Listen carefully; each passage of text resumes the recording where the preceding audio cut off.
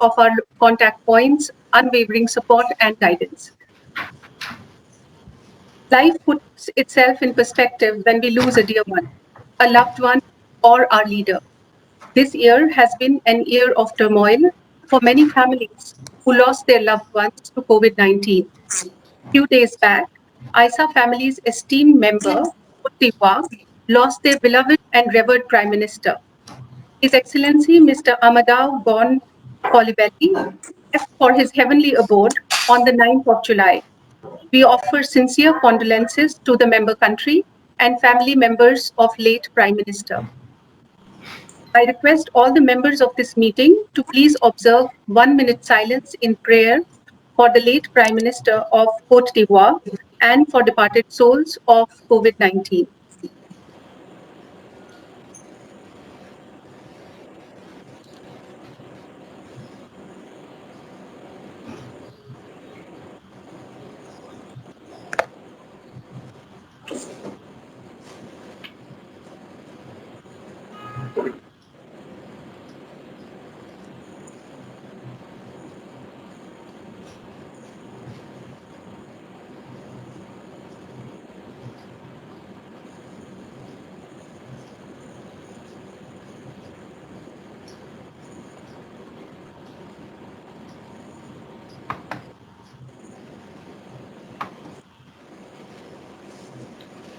Thank you, Excellencies.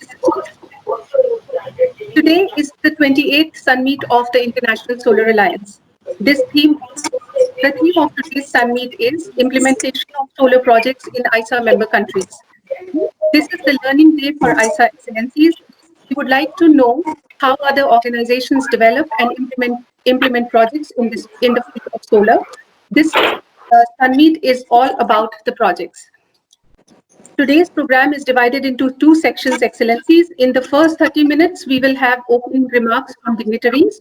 In the following hour and a half, we will have invigorating presentations on project implementation from government and non-governmental institutions, multilateral development and financial institutions, and United Nations specialized agencies who have implemented various projects, particularly renewable energy projects, for a deep dive and focused implementation-oriented discussion.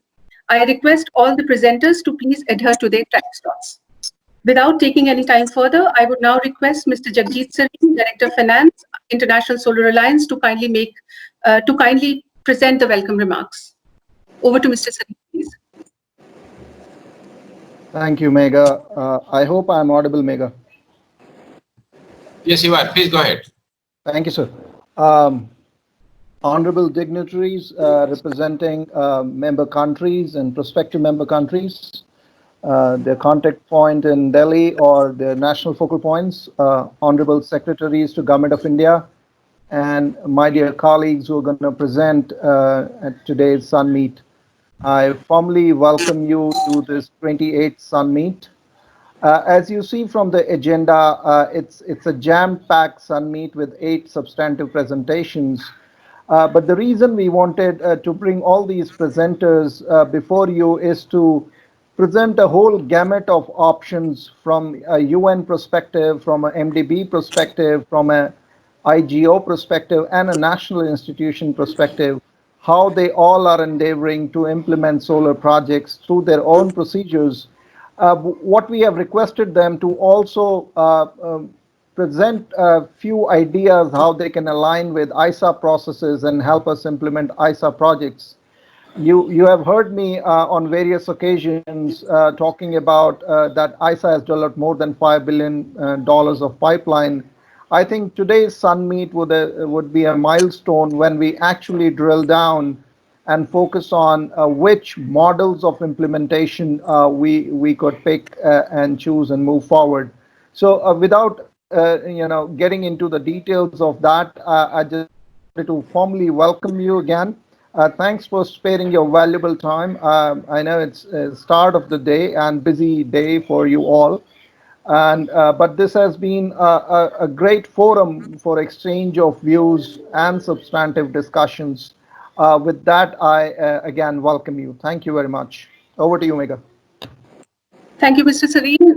I will now request His Excellency Director General International Solar Alliance, Mr. Upendra Tripathi, to kindly present the opening remarks, please.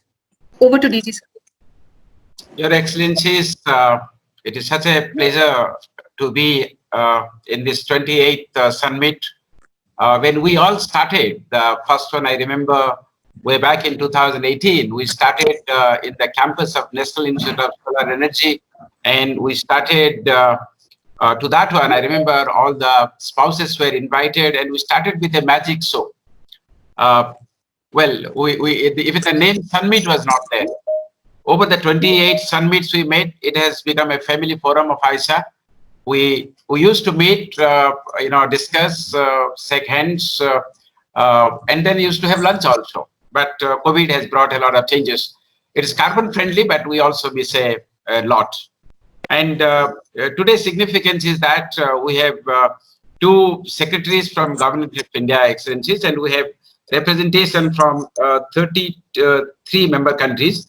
And even prospective member countries like Kenya, Oman, and Philippines are here. We welcome them, and we would love them to be member after the first amendment comes into force, for which we are waiting with 29 approvals, and one more country we are waiting for. And we have even signatory countries, Brazil, Yemen, and Zimbabwe. Of course, the rest are all our member countries. We have distributed the progress report. Particularly, it's relevant because Secretary Coordination, Dr. B.P. Joy from Cabinet Secretariat, had taken 2 meetings to help us shape the type of progress that we have. Of course, we have Indu Bhushan Chakravarti, His Excellency the Secretary for MNRE. As you know, last time he was kind enough to address, and today also he has agreed. He has become a friend and philosopher and guide over last 2 months, and I'm sure he'll help us to take us further. And I'm grateful to all the participants, starting from UNDP to ADB to AFD to World Bank and ADB, because today we have why we have come before the family today is that we are all talking about something in the field, something should come, some projects should go. We didn't have money. As you know, all the money that we have got, the corpus fund is locked in the bank. We can't even spend the interest. But luckily now we have circulated something called voluntary contributions. I'm sure countries will come forward. But what we did, we had planned some money for taking 16 offices globally, from across Latin America, from across Africa, Europe, and Asia Pacific. And that advertisement is coming, and I request everybody to publicize this so that more and more candidates from your country will apply. And we hope by New Year's Day next year, these 16 people will be in place, and your secretariat will look really multilateral. And because they are coming late, we have saved a budget of around $2 million. And the standing committee was kind enough to say that we could reappropriate it to some projects, particularly COVID related. So my Director of Finance had some discussions with UNAIDS on 2nd July, to which some of you attended. We had a event with UNAIDS. And today, the plan is that this $2 million, we will give it to, ISA would like to give it to the member countries, particularly from LDCs and CIS countries. And today's focus is, how do we do it? And at the end, I'll be very grateful to member countries to suggest, because we are new, we are evolving, and international organization takes a long time to suggest. In fact, before this, I had a discussion with His Excellency the Ambassador of France, who could not come today, but he has been a source of strength. And with this, I'll conclude my setting the context. But today's context is what we learn from others. How do we implement the projects? Is it in a different mode? How we involve the member countries? That is the issue. Roughly, it will be around 47 countries, if I'm correct. And the amount of money will be around $50,000 each. And it will go to essentially to hospitals to solarize them, where vaccines can be stored if the vaccines come, or even otherwise, energy access is important for hospitals. We plan to take one hospital per district in these countries as a demo, and then develop business models, garner crowd funds, and I'm sure our member countries will help us to get money from different sources so that we can take up as a major drive. The ISA Care initiative is going to get a proper shape. And of course, as we told you, apart from the voluntary contribution we have requested, we have also developed 13 projects in various areas, including the 6 programs. We have some projects. We are going to raise around $100 million. I'm happy to say that the standing committee has formed a resource mobilization committee headed by India and France as co-president. We have also representatives from all the vice presidents. This committee is going to periodically meet and guide the secretariat as to how successfully we can mobilize this money for our member countries. Once that comes, actually, ISA will be, in a different orbit altogether. We are moving into that mode of action where actually action will be there in member countries, and I'm sure ISA Care will be the beginning. But we are going to take up STAR-C in a big way. We are taking help of UNIDO. In fact, we have announced a contribution of $500,000 from ISA to UNIDO. And I'm sure UNIDO being what it is, it can mobilize a lot more money than what ISA will give. We have started a partnership with UNDP with $100,000 from our side, $100,000 from UNDP. I'm very happy to say that the Netherlands has given 0.5 million to SMAP, which will come to ISA, apart from the TA of 2 million from the ADB. Well, the point is that when we work well and the member countries are happy, and the member countries also help us to get it, then we will move forward. As I speak today, in fact, there is a meeting of the SARC fund where we have applied for $500,000 technical assistance where projects can be made. So the next phase will be all of projects. So the promise in the framework agreement that ISA should bring in $1,000 billion as project investment for brownfield and greenfield projects. ISA should bring down the cost of technology. ISA should bring down the cost of capital. And this is the directions that has come from the framework agreement, and we are moving in the right direction.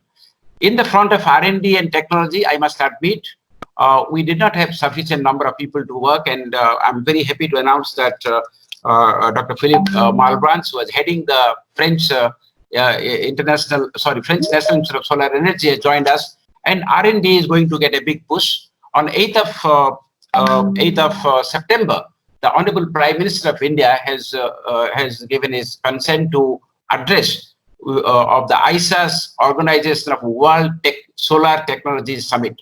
Now, this World Solar Technology Summit on 8th of September will bring a global audience together. We are trying to identify, and we have already identified 30 solar research institutes who will be joining. We have identified the companies who are at the front end of technology in the 21st century in the solar front, whether it is bifacial, whether it is other types of technology we are talking about. We are also in touch with a Nobel laureate. I won't tell you the name. Let me keep the suspense intact. He would be addressing as a keynote speaker. We will also get 8 more individuals who have done something spectacular, who will be talking in that summit. So 8th of September, most likely it will be 4:30 in PM. But and it will be followed by another event where we'll be involving others. Of course, the 14th, 15th, and 16th assemblies there. This time we are trying to come up with new features where we can actively engage our members and member countries. And we are trying to come up with new innovations. One such innovation being the platform that our corporate partners have created, on which there was a meeting yesterday, and another meeting is slated for 21st of this month. We are moving in many directions. It's all because of your guidance, the type of help you have extended, because we are as strong as you make us.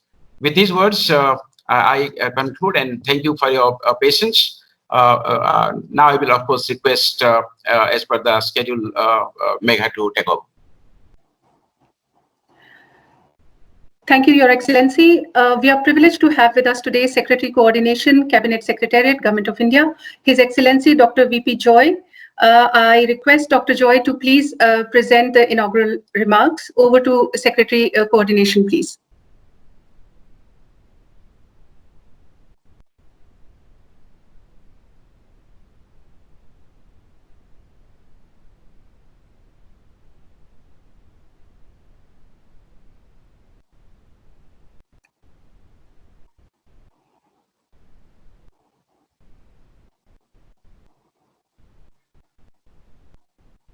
Over to Secretary Coordination, sir, please. You go to the next one. I think they must have some. Bimal, okay, go to the next one, and I think he'll join later. Sure, sir. Sure, sir. Ministry. 1 second. Ministry of New and Renewable Energy has always been supportive of ISA endeavors. We are grateful to have Secretary MNRE, His Excellency Mr. Indusekhar Chaturvedi with us today. I would now request Mr. Chaturvedi to please present the inaugural address. Over to Secretary MNRE, please. Thank you very much. Am I audible? Yes, sir, you are. Please carry on. Thank you, sir. So, I'm very happy to be here today to participate in today's Sun Meet. And these are important events for exchange of ideas and information.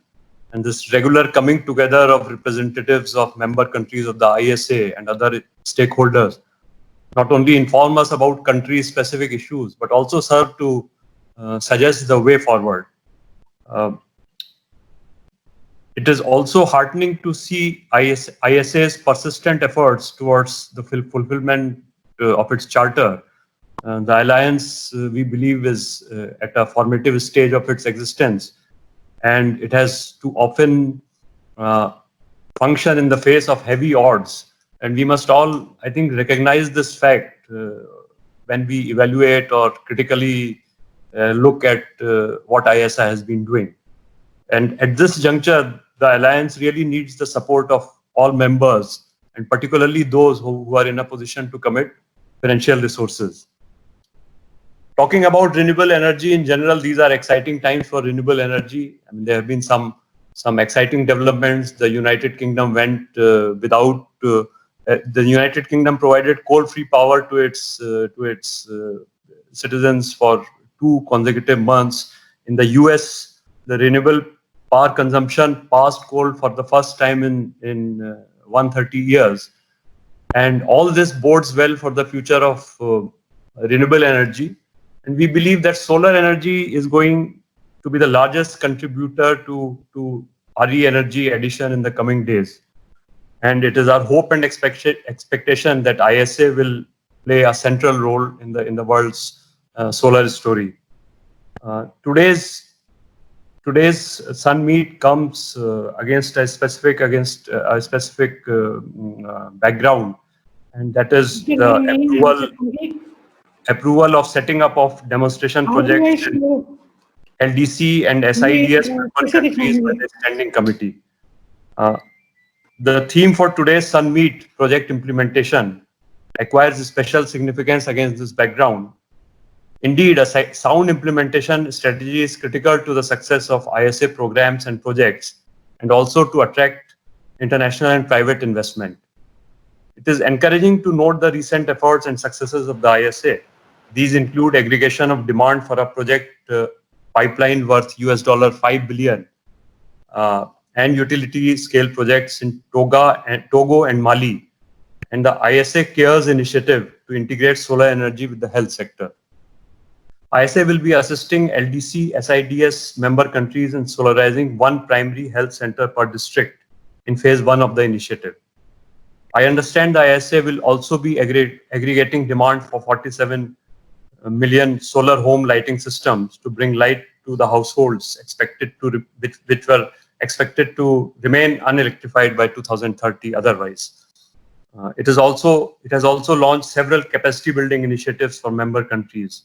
And this list of efforts is not exhaustive.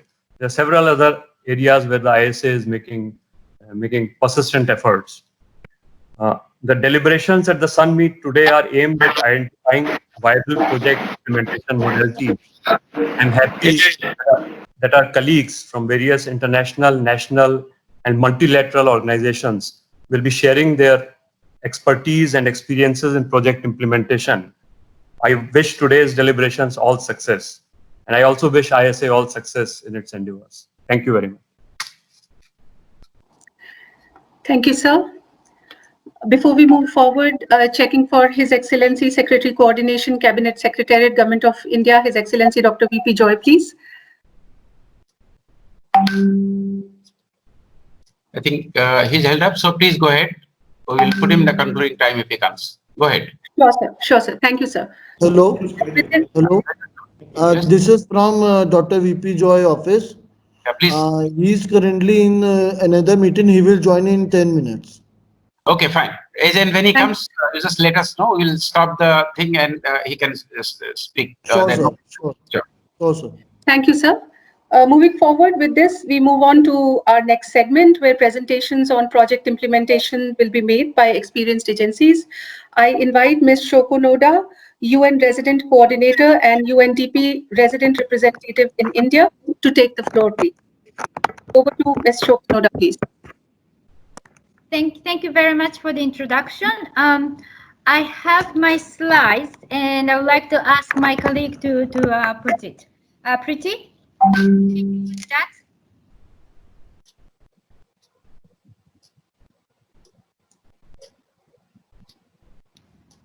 Okay, I just hope that my colleague will be able to put the slides. Meanwhile, let me start. So, Your Excellency, Mr. Upendra Tripathi, Director General of ISA, and Honorable Secretaries, and Your Excellencies, Vos Excellences, ladies and gentlemen. First of all, thank you very, very much for this invitation, and it's honor to be here today to speak to you at your 28th Summit. I would like to really congratulate ISA for its achievements so far and for aligning its vision with the Sustainable Development Goals as well as the Paris Agreement. As part of our global mandate, the UNDP is working towards attaining the Sustainable Development Goals to ensure that we are leaving no one behind. With the equal and quality access to clean energy for all, we are working together with our partners to meet the needs of the underserved communities and especially women groups as our priority. The shared screen, I think, is wrong because it is an email. So colleagues, please put the slide, please. So in this quest, UNDP partnership with ISA, a joint vision is to increase the use of solar energy in a safe, convenient, affordable, and equitable and sustainable manner, and we will play a significant role.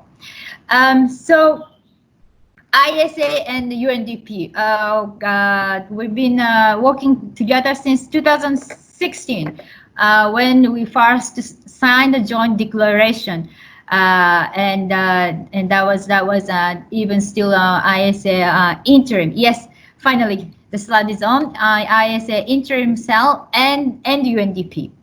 And in 2019, UNDP led the technical mission of UN agencies, and some of who are here actually today.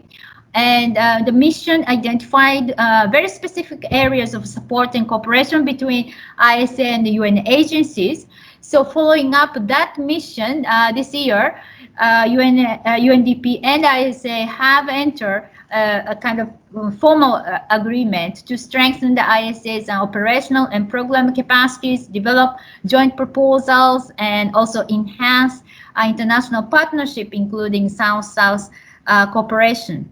So we have jointly developed, for example, the proposal on scaling solar application for agricultural use, focusing on 10 member states. The initiatives aims to build the capacity to pilot and implement new and innovative modalities and showcase the benefits of South-South cooperation. So the proposal has been submitted to the India, Brazil, South Africa facility. So moving to this slide, in India, UNDP has been trying to create enabling environment for increasing the energy access through the solar PV technology. So I'm just a little bit about what UNDP is doing in this area in India. We are focusing on solar application in remote and rural areas where they are needed the most, in schools, hospitals, primary health centers, and solar cold room for storage of agricultural produce and for income generation activities. And I myself visited a village in Assam last year, and just even one solar sun, how do you say, the lamp can make a huge difference for a household. I was speaking to the mother, was speaking to the kids, where they said that they can now study, do their homework at night. The mother could do all that, how to say, needlework at night.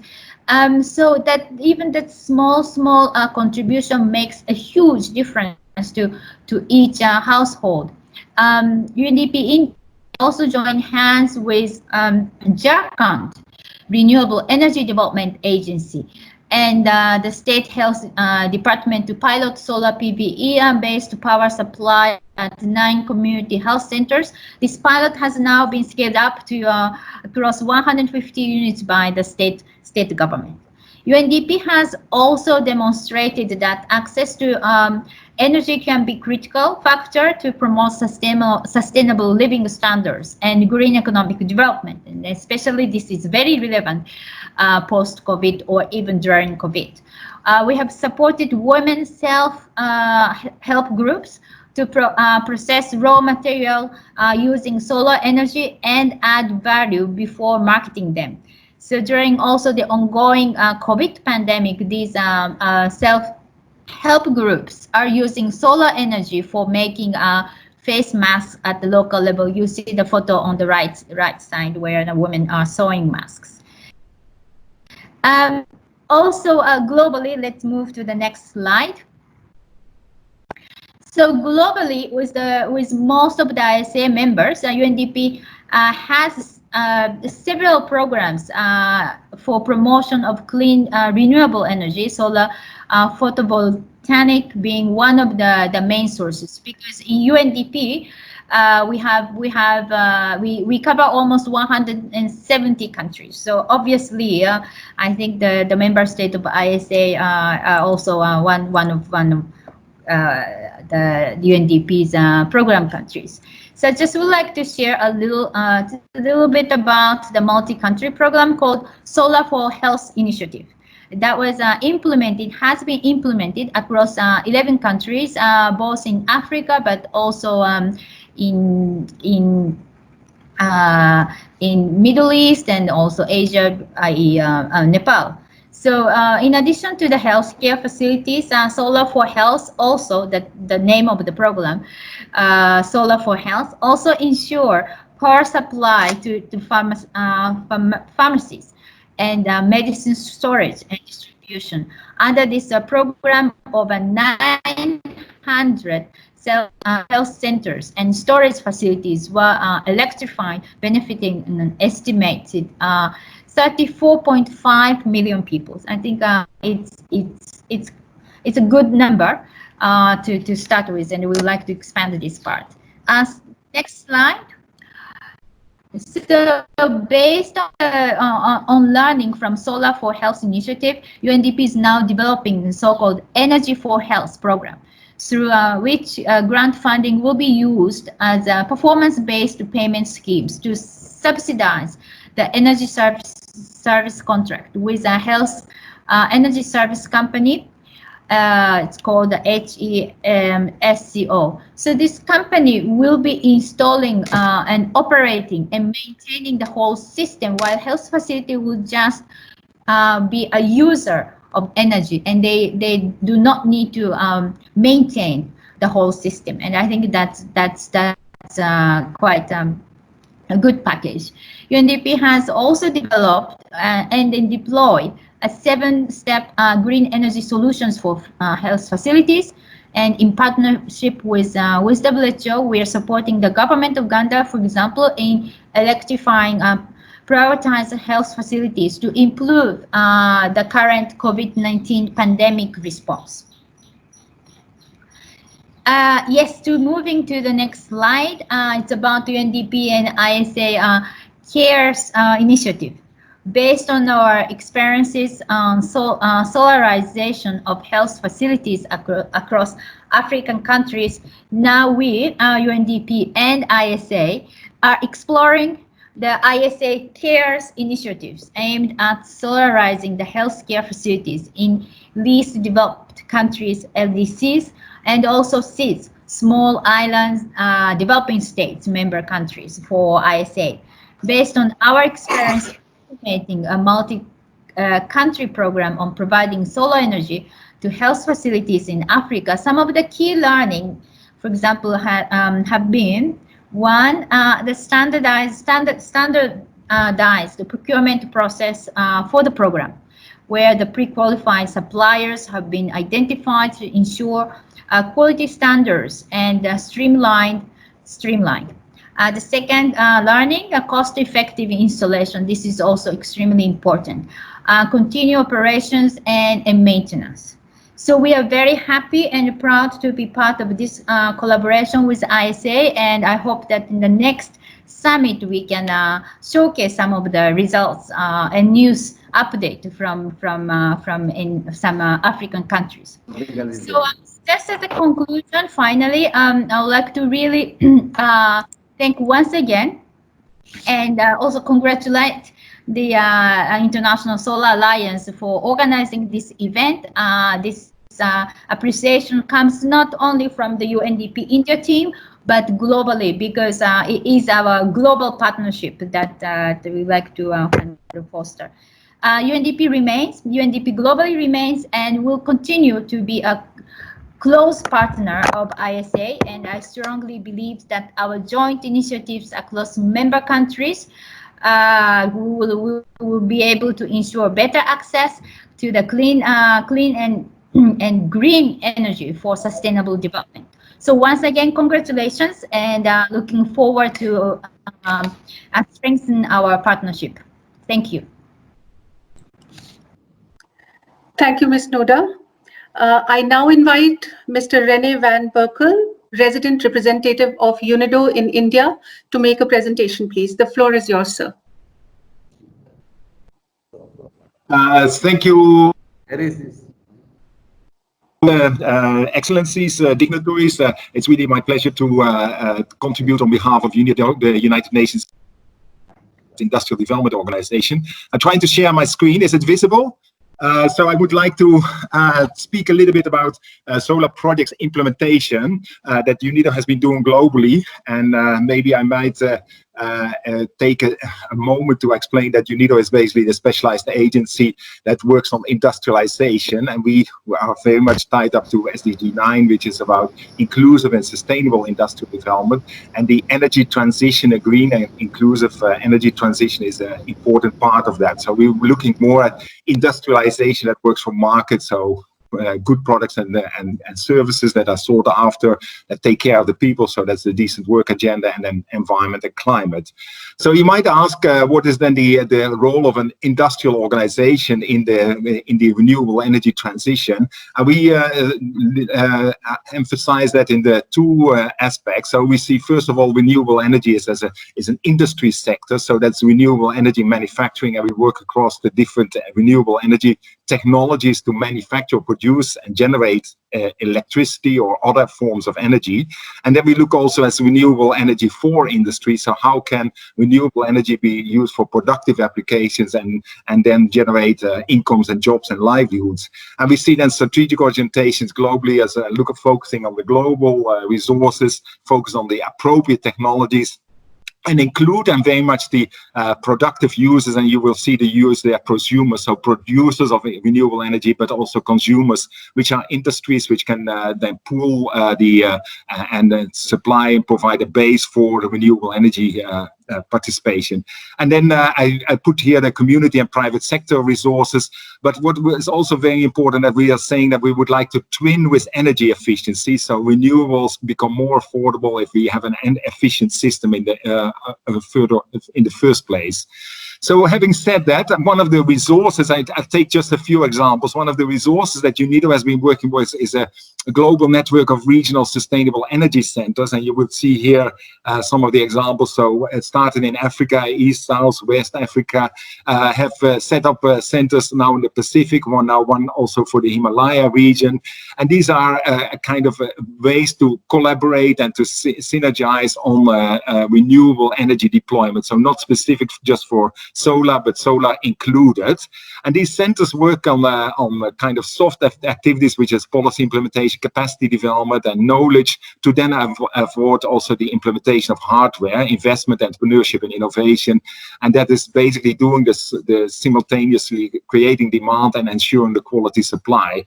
So there's several initiatives which are relevant to the ISA. So I just put it here. The Pacific Center, for example, is working on resources planning, project preparation facility for solar projects, and also technology consultancy for solar PV procurement. Then in the middle, you see a joint course which was run with ISA for East Africa on solar. And then on the right, you see some work which was done by the Center for the Arab region on the certification and standardization for solar collectors.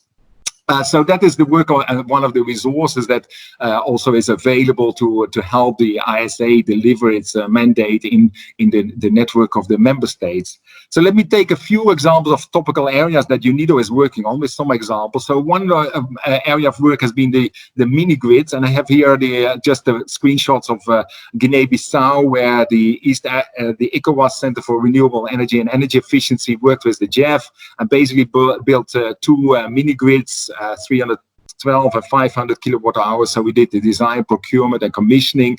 So you see here the solar panels, the battery storage area, then low voltage energy transmission lines, and then the lanterns, and then also a system for payment. So the regulatory framework was very much there, and the business models, and then payment schemes. And that has also resulted in then kind of what can be done on renewable energy mini grids as one of the priorities also for the ISA.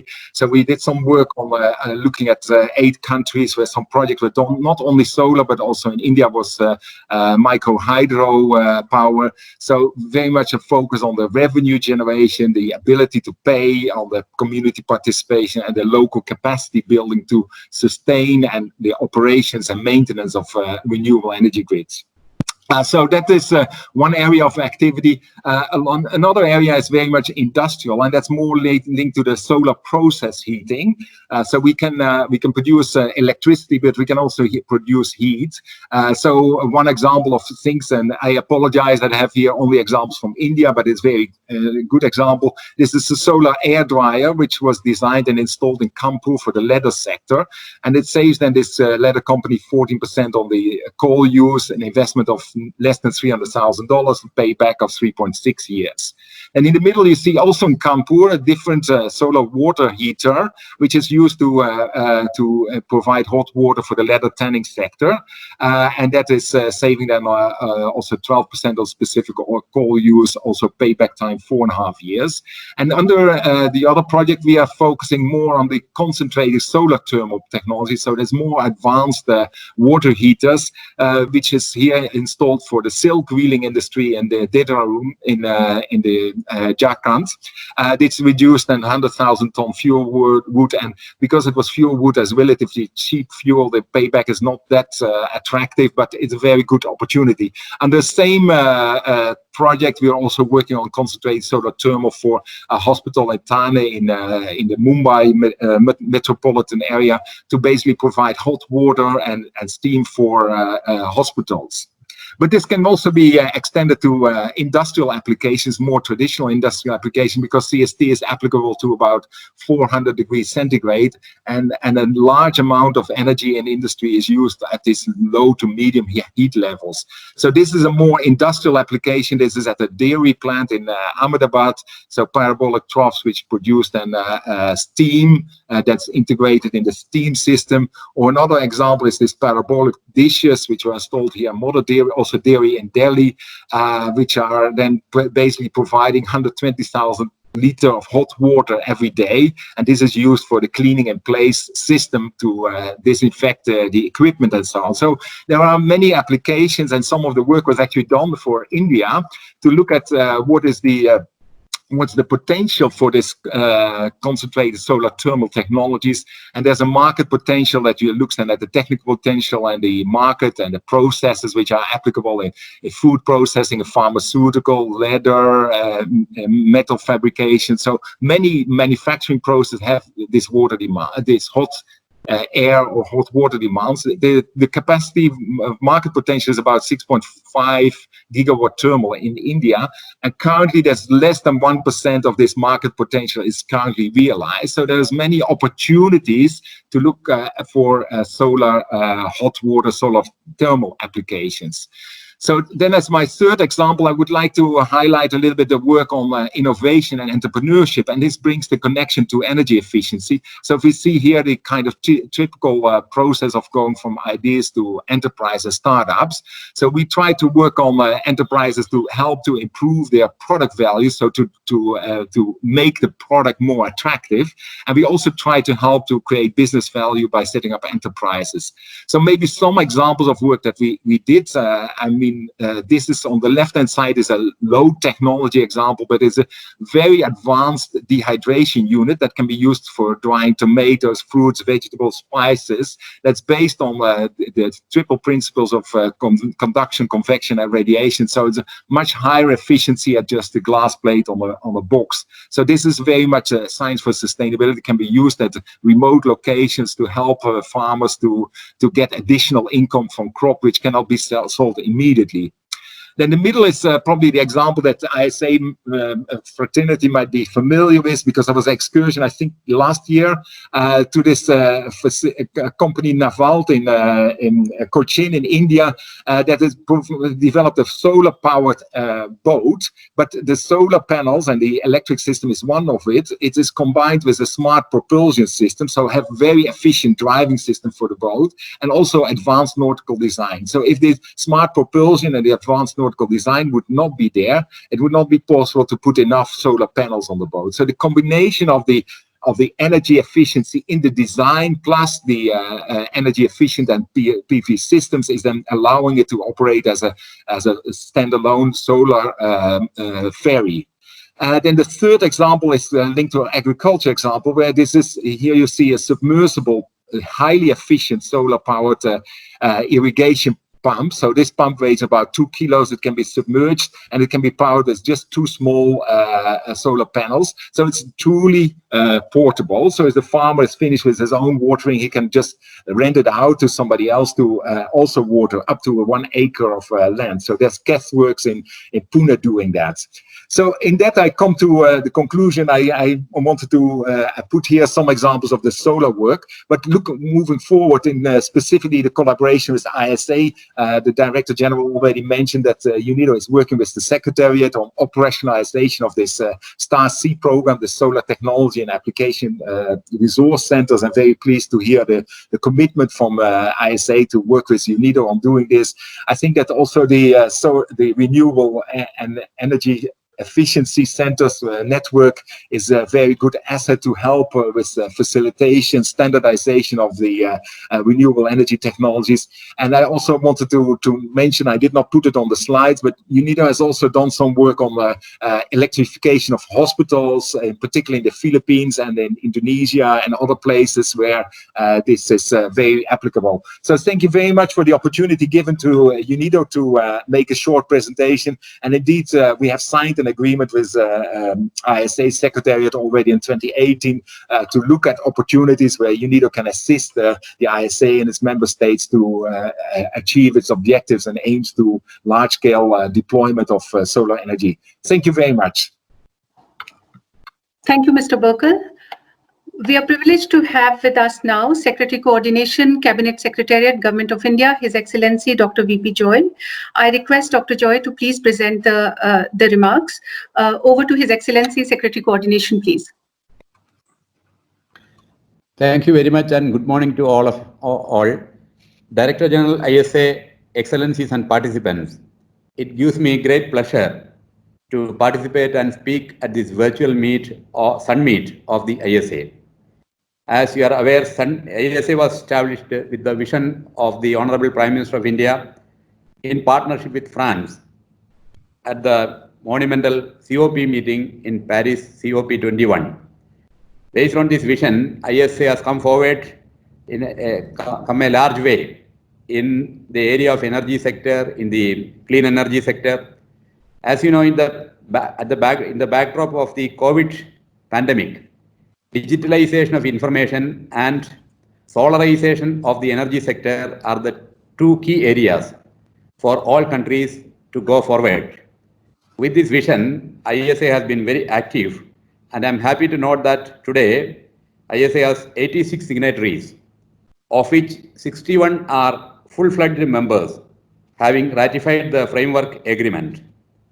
And many programs, 6 of the ISA's initiatives are already operational, and some of these initiatives have become very popular, including the solar water pumping initiative program of the ISA.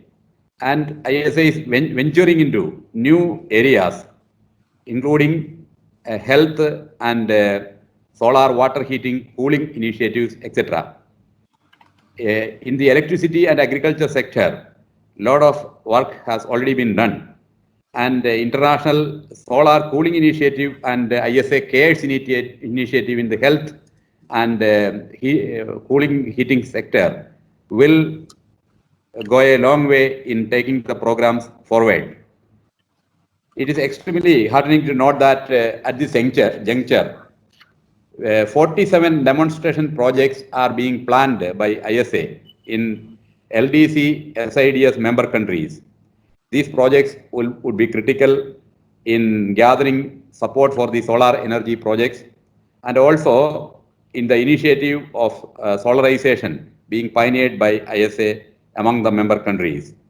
Of course, these activities are not without challenges. There are several challenges, including financing of solar projects. And of course, on this area also, ISA has taken various initiatives with the World Bank, AFD, and also Exim Bank of India. In fact, ISA Exim Bank facility is a mutually beneficial proposition for the alliance and also for the bank. And I would strongly urge ISA and Exim Bank to collaborate deeper in facilitating projects in various sectors taken up by ISA. And of course, this Sun Meet also involves a discussion on a theory of change that clearly identifies the role of the alliance in the climate change mitigation and sustainable development space. I'm happy to note that with the participation and cooperation of all the member countries, the vision of this organization will be taken forward to greater heights in the coming future. And in the aftermath of the COVID pandemic, the activities of ISA will take various initiatives and projects in the countries forward. I would like to thank all the participants in this Sun Meet for their enthusiastic support to ISA and to the meets which are being held regularly over the years. Thank you very much. Thank you, sir. I now request Mr. Amod Dabrak, Senior RE Specialist, AFT, to share their experiences. The floor is yours, Mr. Dabrak.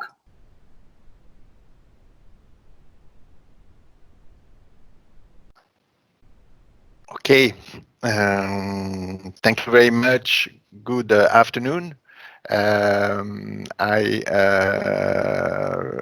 Good afternoon, Excellencies and participants to this Sun Meet. I really would like to thank the International Solar Alliance for this invitation to invite AFD to this Sun Meet. I would like I don't know if you can see my screen now on my slide. Yes, we can see yes, it. okay. Okay, thanks. Thank you. So let's present in a few words the main component of IFD strategy to support energy transition and to support the solar reinforcement. This strategy is covering 3 focus area and 3 acceleration levers. Let's say on the 3 focus area, there's access to energy services for all, demand management, and modernized and decarbonized energy supply.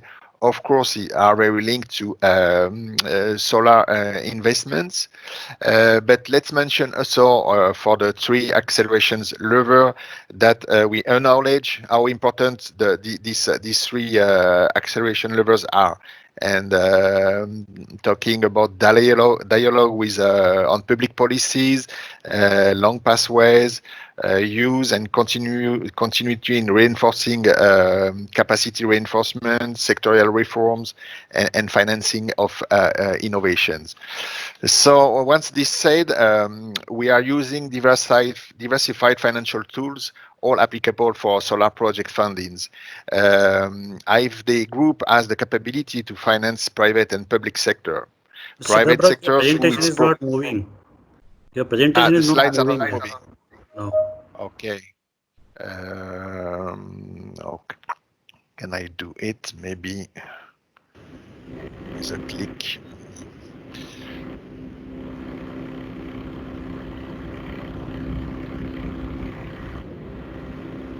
Now it's okay, or feel the same one? No.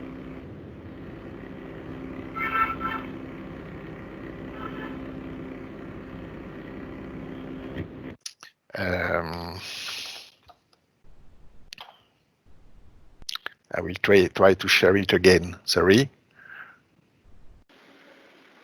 There will be a slide show button. You have to push the slide show button. There will be a slide show button. You have to push that.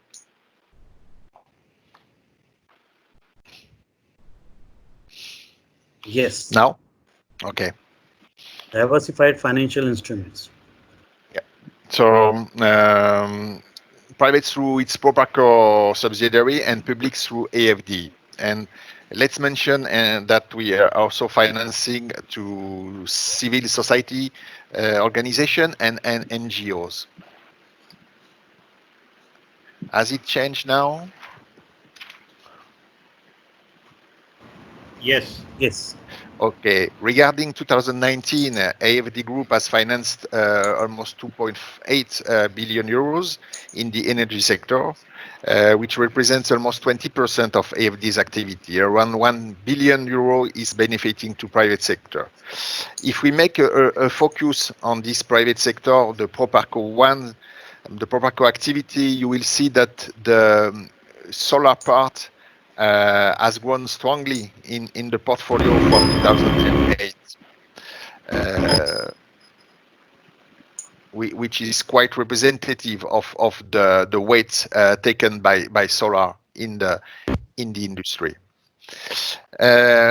A breakdown by strategic priorities, just not the importance of modernized and low carbon energy supplies, which is for a strong part solar energy, but also access for all and support for transition policies, which is the acceleration levers that I mentioned before, and sectorial reform, dialogue for policy, for public policies.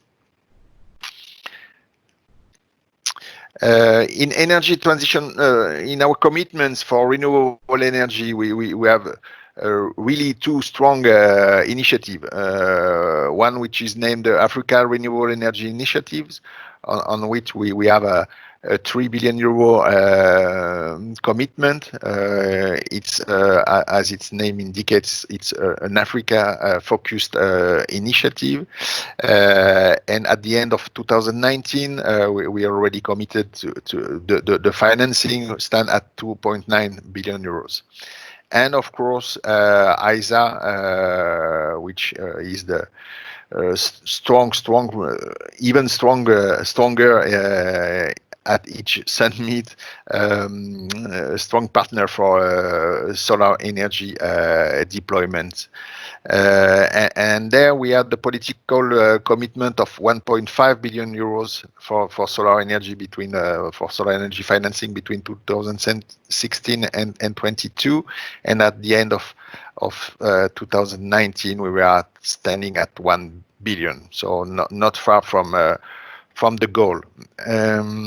We have also this partnership with ISA on StarSea, and a strong involvement on the SRMI, the Solar Risk Mitigation Initiative, that will in partnership with in coordination with the World Bank, and which will be a very strong tool to support private sector solar deployment. Then once this said, to contribute to ISA programs, so we add first the first program for access to energy and agricultural use, which include also the scaling solar mini grids.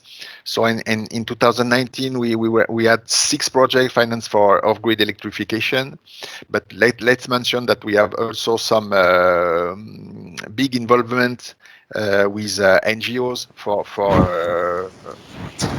solar deployment, mainly for solar home system, but also for very small enterprise support. 2 examples, one in Nigeria, and one which is more linked to a call for proposal. So in Nigeria, Proparco, our private entity with support of the European Union, has signed a $3 billion equity investment in one company, a major player in off-grid solar power generation. So this is a very strong project. We could mention on the public sector also the Kenyan project that has been launched by AFD for 2 or 3 years ago now, for mini grid deployment. And then as a public effort, AFD and ADEME, the French Agency for Ecological Transition, launched a call for project for energy access led by NGOs and in Africa through medium grants and technical assistance. And 10 projects were selected, several from them to support agricultural use and productive use in the agriculture. So it's a really very interesting results for this call of proposal. Then if we spoke about the other programs, the affordable finance at scale for solar energy, of course, which is a really big program for ISA. The modern is key for AFD to improve the regulatory mechanisms by countries and that lead to cost reduction. And so there are, I can mention several examples for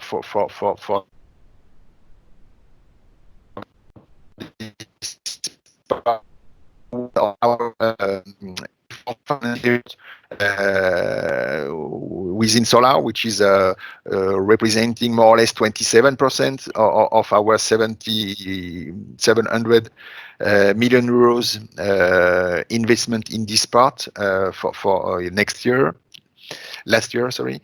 Then we have 2 examples of this kind of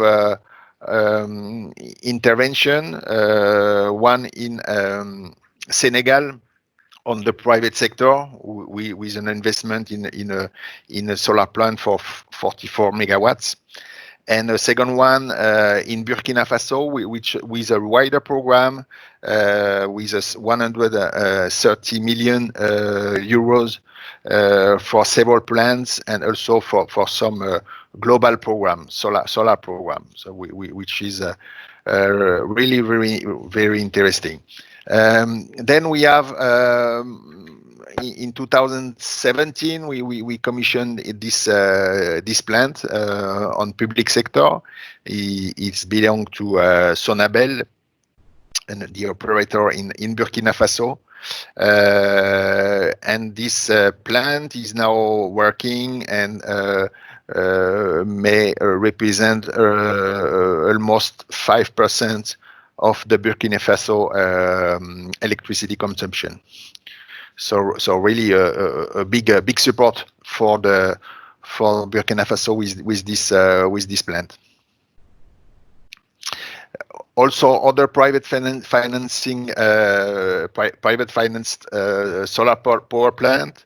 One in Egypt, which belongs to the global Banban solar complex, which will at the end be almost a 2 gigawatts solar complex. This one has been co-financed with the European Bank for Reconstruction and Development. And it's of course one part only of the 1.2 or 1.8 gigawatts. And then in Senegal, this Synergy plant from commission in 2017, and which can cover more than 200,000 of inhabitants. To answer to the question of the financing of intermediate amounts and to the size of solar plants, as for solar rooftop, for instance, which are smaller than ground-mounted solar plants, the way chosen by IFD is to provide intermediate financing to banks. And these green credit lines benefit with technical assistance grants to provide assistance either to banks or to enterprise and developers. So this example is in Thailand.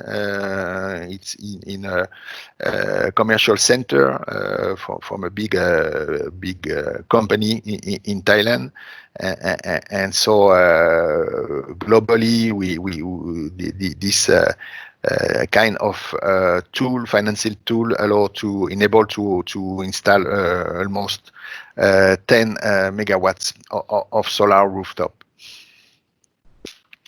But to contribute to ISA programs, directly financing solar installation is very important, of course, but not only. So I insist also on the reinforcement, the modernization and extension of grid to enable more solar penetration. I think this is a really important point. And for this, AFD dedicated more than 300 million euros to the grid financing in 2019. Also, we launched some new initiative named the Digital Energy Facility for Utilities in order to implement smart grids and to help also to support the deployment of solar energy. And at the end, I just mentioned the support for energy transition policies, as I mentioned, the accelerator levers. So to enable the private sector investment, for instance, through guarantee mechanisms, and a new initiative also, the Energy Transition Partnership dedicated to Southeast Asia, that has been launched at the beginning of this year, and which will be a strong tool also to finance some technical assistance to support energy transition policies. So, and thank you very much again to the ISA, and very pleased to see how things are going on. Thank you. Thank you, Mr. Dabab. I now invite Mr. Amit Jain, Senior Energy Specialist, World Bank, to take the floor, please. Mr. Jain, over to you.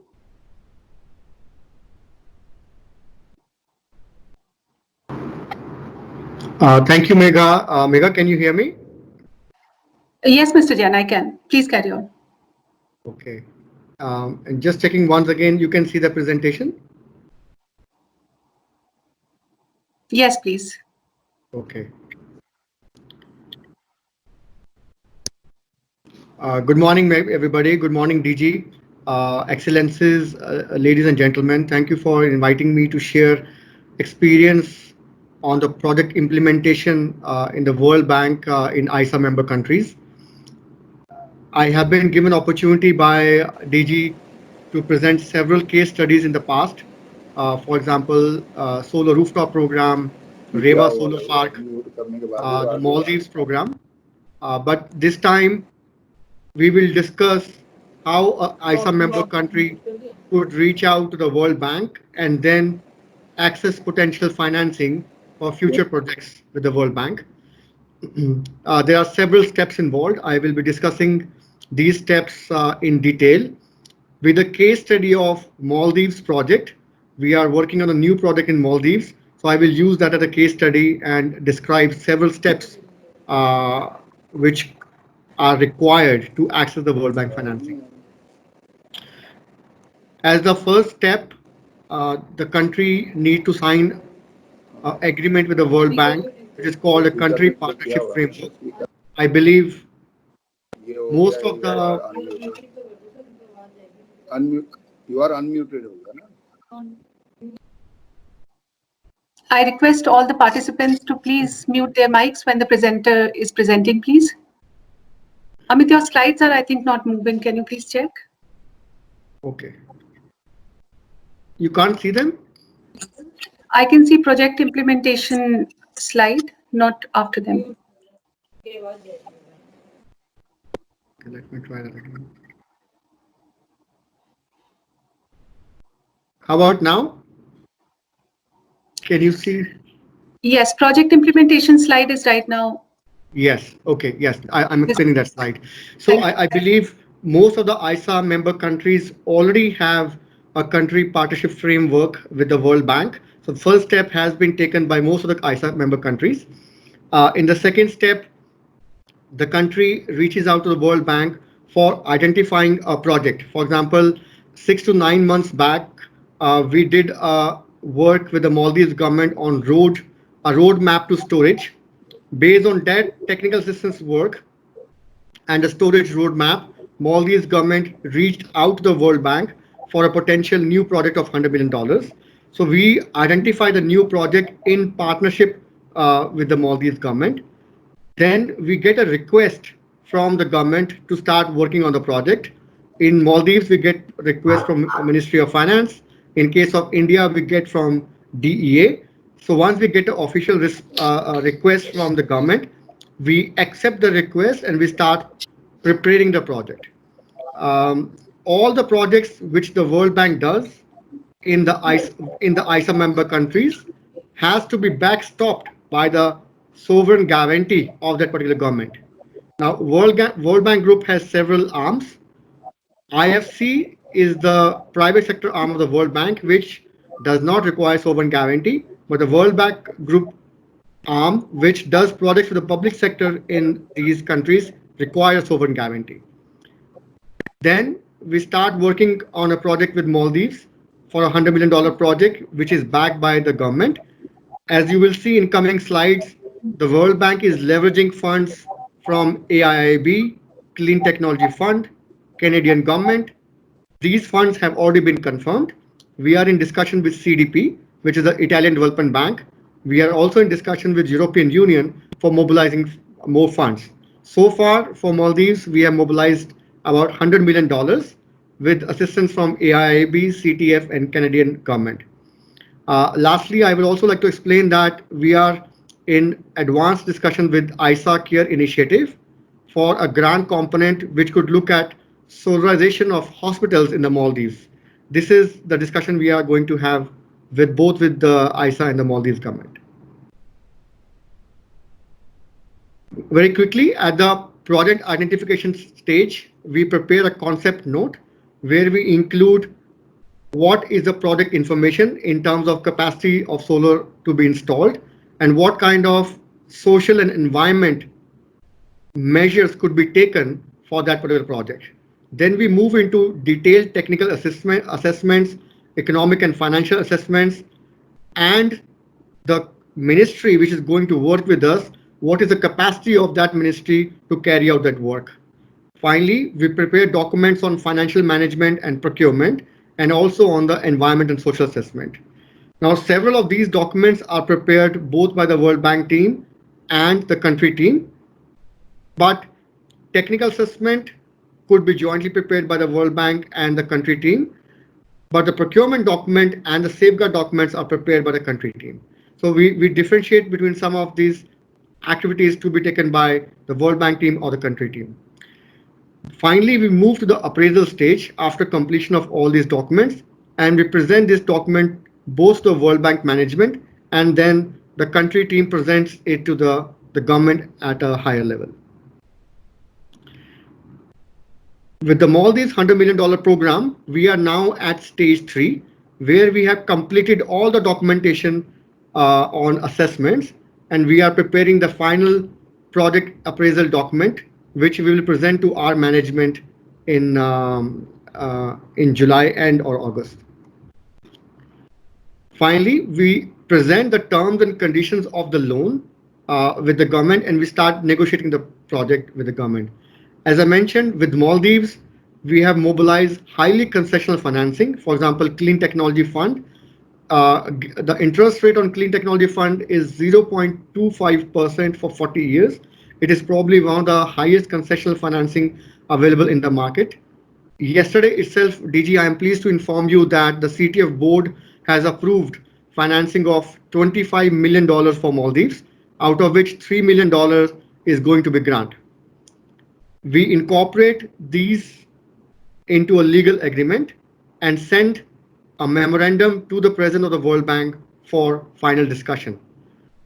The board date, the current board date for the Maldives project is October 6th. And if everything goes well, we will start implementation of the project in October itself. I'm also pleased to inform DG that a 5 megawatt project, which was implemented in the earlier program, is expected to be signed either later this month or early August. Based on this 5 megawatt, Maldives has already released 21 megawatt tender, out of which 10 megawatt is floating solar and 11 megawatt is rooftop, which will be supported by the new World Bank program, hopefully in partnership with ISA. And these are all based on SRMI principles. After completion of these programs, we carry out a implementation, completion, and results report, which is presented to the World Bank board. Now, one slide on Maldives. As you know, for all remote islands, the cost of power is expensive, not only because of the cost of oil or diesel is expensive, the transportation cost of taking the oil to the remote islands is as high as 15 US cents.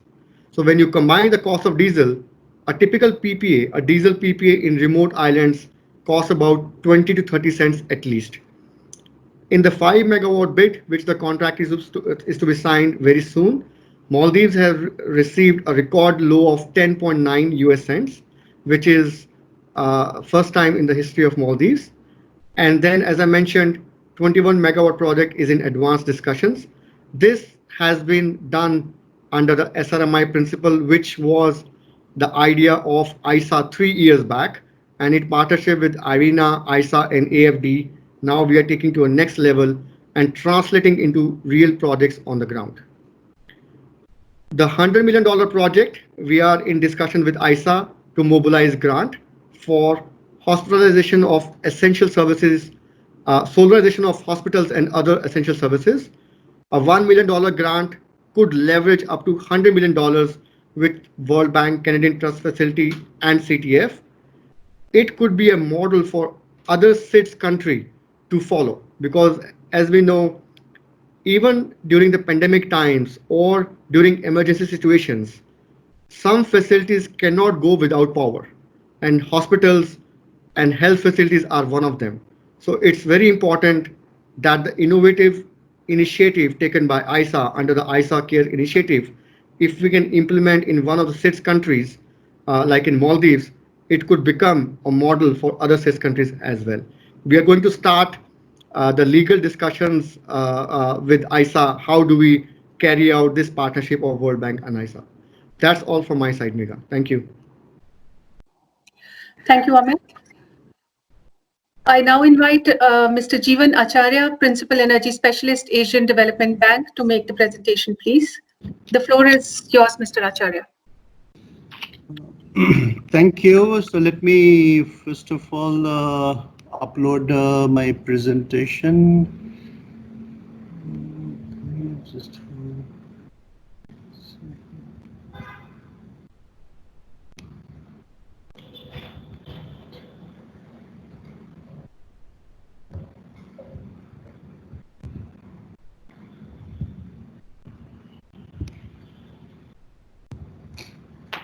Can you see it now? So we can see your screen, but not the presentation right now. Okay, maybe it's coming. Yes, please. Okay. So good morning, good afternoon, good evening to all of you, Excellencies and DG. Depends on where you are at this moment. First of all, I would like to thank the organizers for inviting ADB for this presentation. As Amit mentioned about World Bank, the process are very, very similar to ADB also, but only difference is that while World Bank covers the entire world, ADB is focused only on the Asia Pacific region. And I would like to reiterate here that promoting of solar or renewable energy or clean energy in general is a high priority for ADB. And we very much like to continue engaging with ISA and all of our member countries to push this agenda forward. When we request, any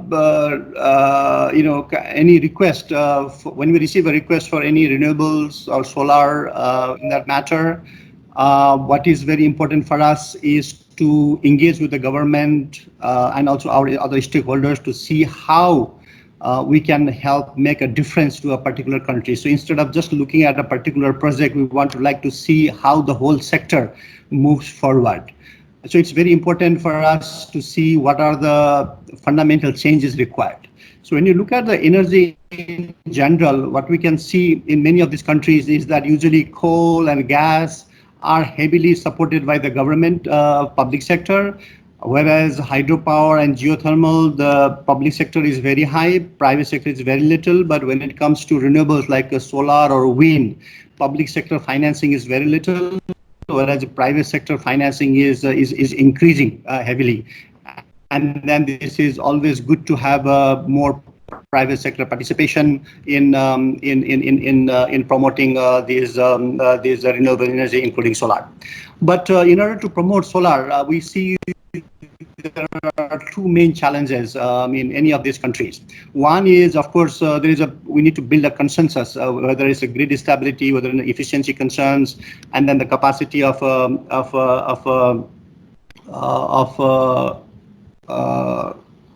so can you please, somebody else started, can you close that one because I don't see my presentation now.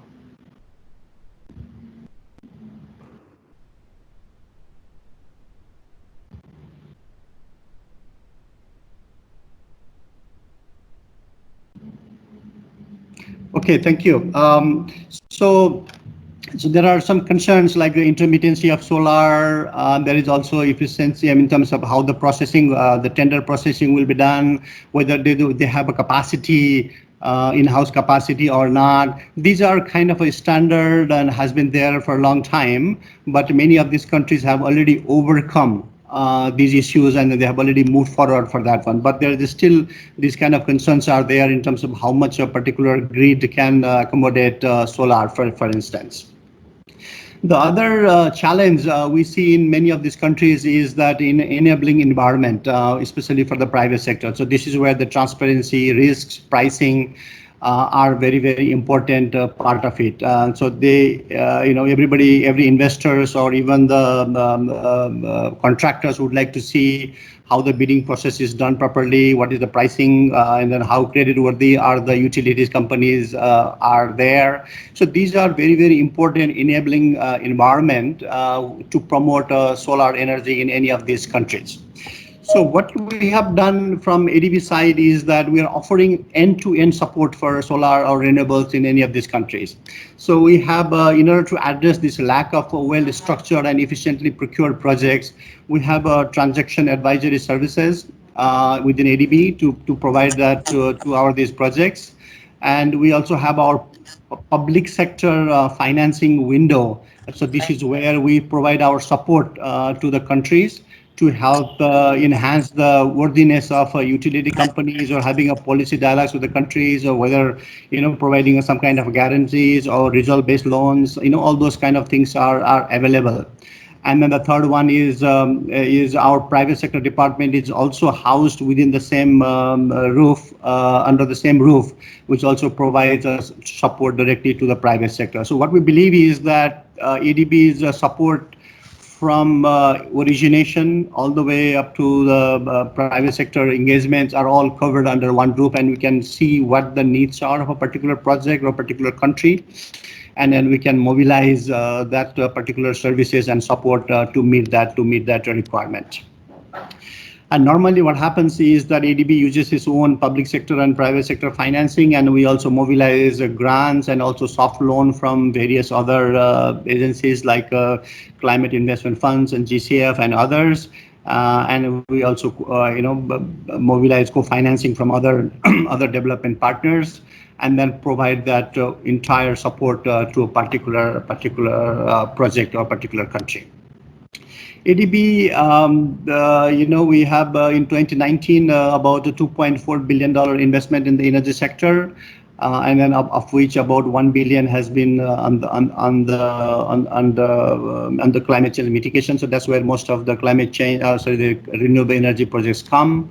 Our target is, by about $6 billion annually by 2020, of which about 3 billion we think from solar and other renewable energy will come. So there's quite a substantial amount of funding available should there be a need for this kind of a project in any of these countries. And in 2020, we also hope that about $22.4 billion of investment will be made in the clean energy side of it. And moving forward, about $5 billion of energy projects, about $40 to $50 million will be in the clean energy side of it. So as these are the figures that I wanted to convey here, that ADB is committed and will remain committed to provide necessary financing of our own and also mobilizing from others to meet the financing requirement of the particular country or particular project. It's also very important, this power purchase agreement has also been an issue in many of the projects and deals. So this is where ADB is also providing support to the utilities and also to the private sectors to help improve the way these power purchase agreements have been structured. And because this is an important document that will be signed by two parties, and then any small change or any small problem in these agreements will make a big difference. So we think that these are very, very fundamental aspects of it, and that ADB is providing our support for them to come up with kind of a structured power purchase agreements, and then if there's any dispute, there should be clarity on how those will be resolved as well.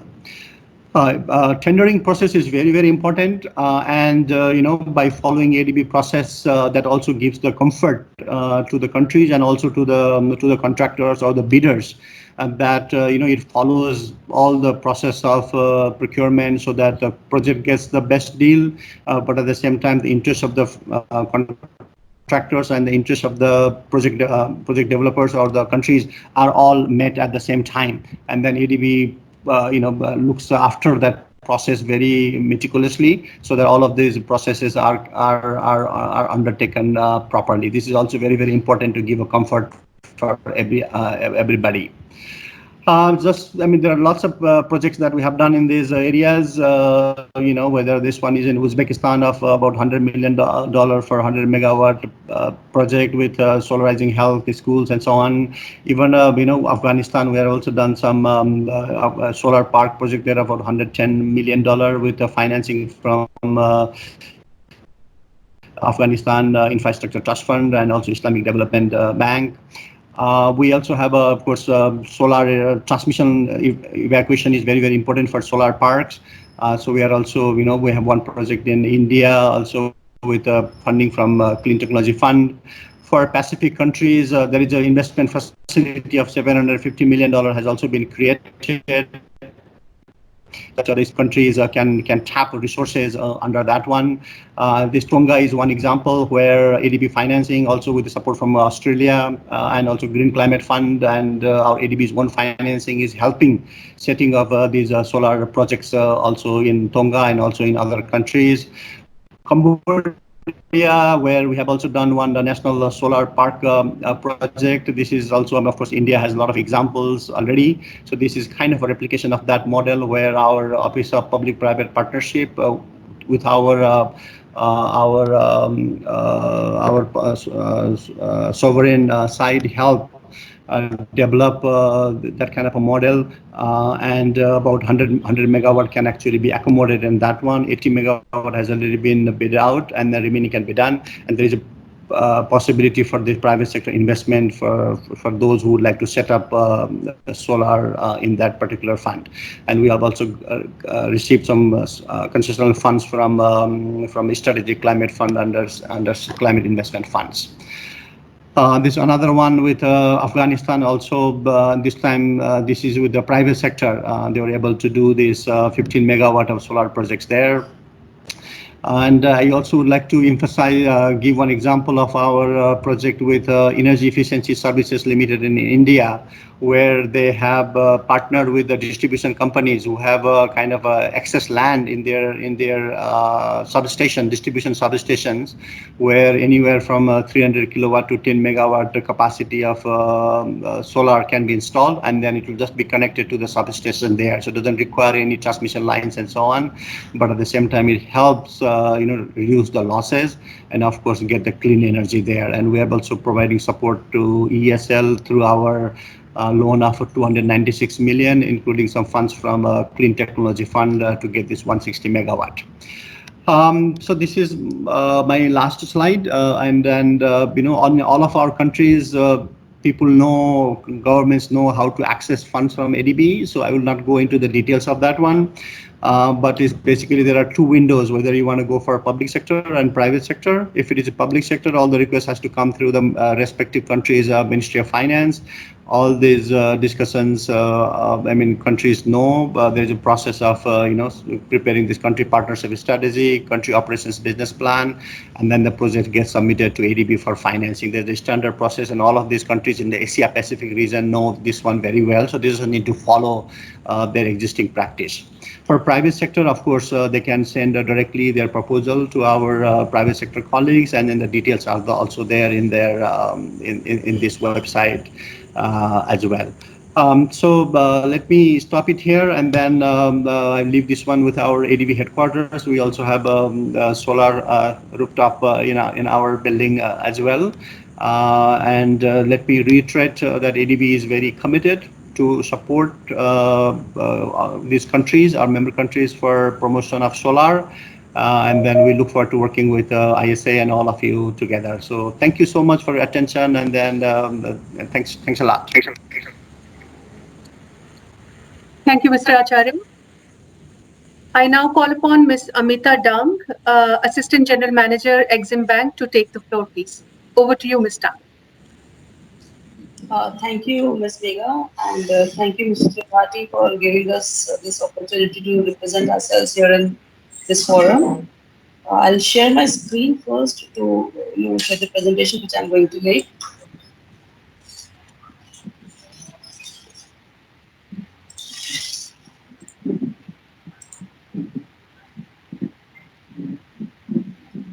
So my presentation is visible. Yes, Ms. Dang. Yeah. Good afternoon, everyone. The role of Exim Bank is well known with the member ISA countries as well, because most of these participants are the borrowers of the lines of credit scheme of Government of India. I will start with the LOC objectives and terms and conditions. Now, the LOC mechanism is primarily a proactive mechanism to share India's development experience with the partner countries. We act as an agency on behalf of Government of India to operate the line of credit business. Now, as on date, this is as on 30th of June, the status, we have 304 lines of credit extended to various countries in the world.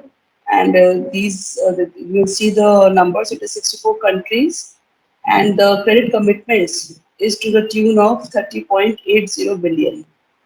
Now, the terms and conditions which has been defined as per the IDEA's guidelines, which the Government of India has issued for operating the lines of credit, it says that the countries are categorized into 3 categories.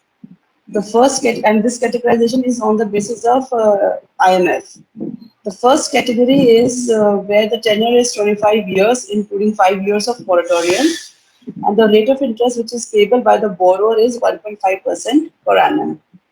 The second category is where the tenure is 20 years with 5 years of moratorium, and the rate of interest which is payable is 1.75%. And the last is 15 years, including 5 years of moratorium. The rate of interest which is payable by the borrower is LIBOR 6 months plus 1.5%, which is a floating rate. Now, if you see the geographical distribution of top 10 borrowers of our borrowers, you'll see that the major chunk in terms of amount is towards Asia. But if you see the number of countries which we are covering in African continent is 41. So out of 54, almost all the countries we are covering.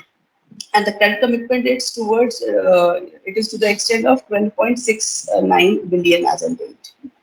And our biggest borrower is, largest borrower is Bangladesh, where we have commitments to the extent of 10.80 billion.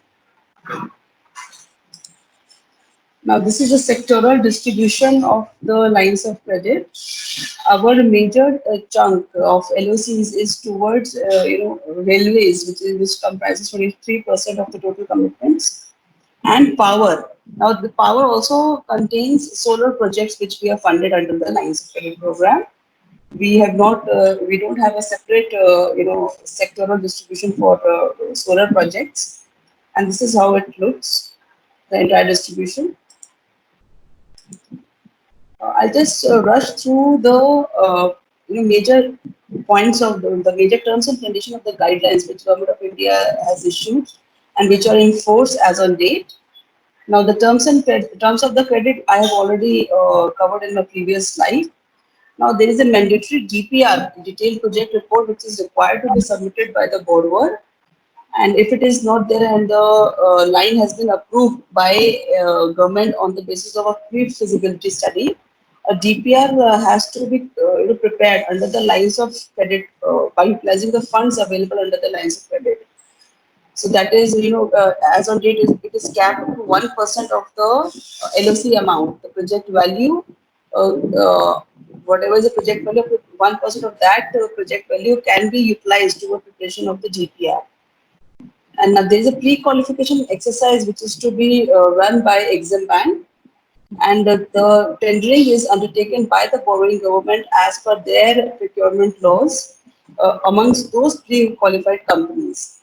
Now, there are other roles and responsibilities which has been entrusted upon by Exim Bank. It is the vetting of the tender documents, though we don't undertake the process of tendering, but we do vet the tender documents and the draft contract which has been prepared and sent by the borrowing governments to us. Even the bid evaluation report, the evaluation process which has been undertaken by the borrowing government, the report has to be vetted by Exim Bank first, and then the results can be sent out. There can be appointment of PMCs and PMCs also in the projects, and again the same the appointment of the PMC will also be through the pre-qualification and tendering process. Now, the frequency of the monitoring has also been increased as per the new guidelines. So I will not go into much details. It is just to give you an overview. Now, in terms of eligibility of the projects, which all projects can be covered and who all can undertake those projects.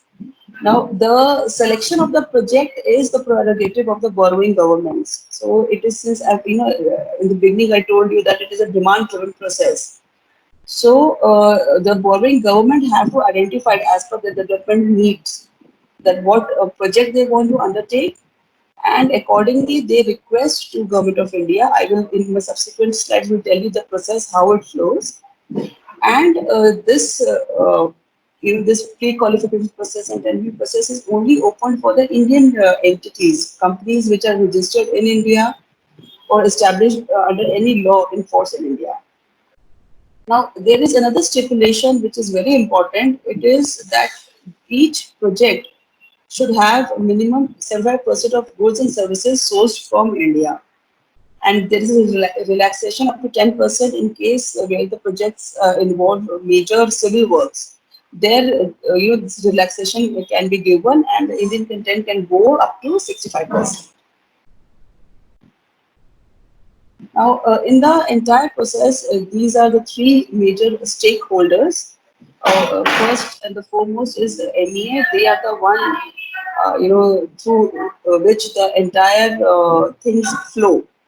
They're the nodal agency for the LOCs, and they are the one who convenes the standing committee meetings. This committee has been formed to approve the proposals under the Lines of Credit program, and if there is any changes, some repurposing or any other change in the terms and condition, that also is brought to this particular committee.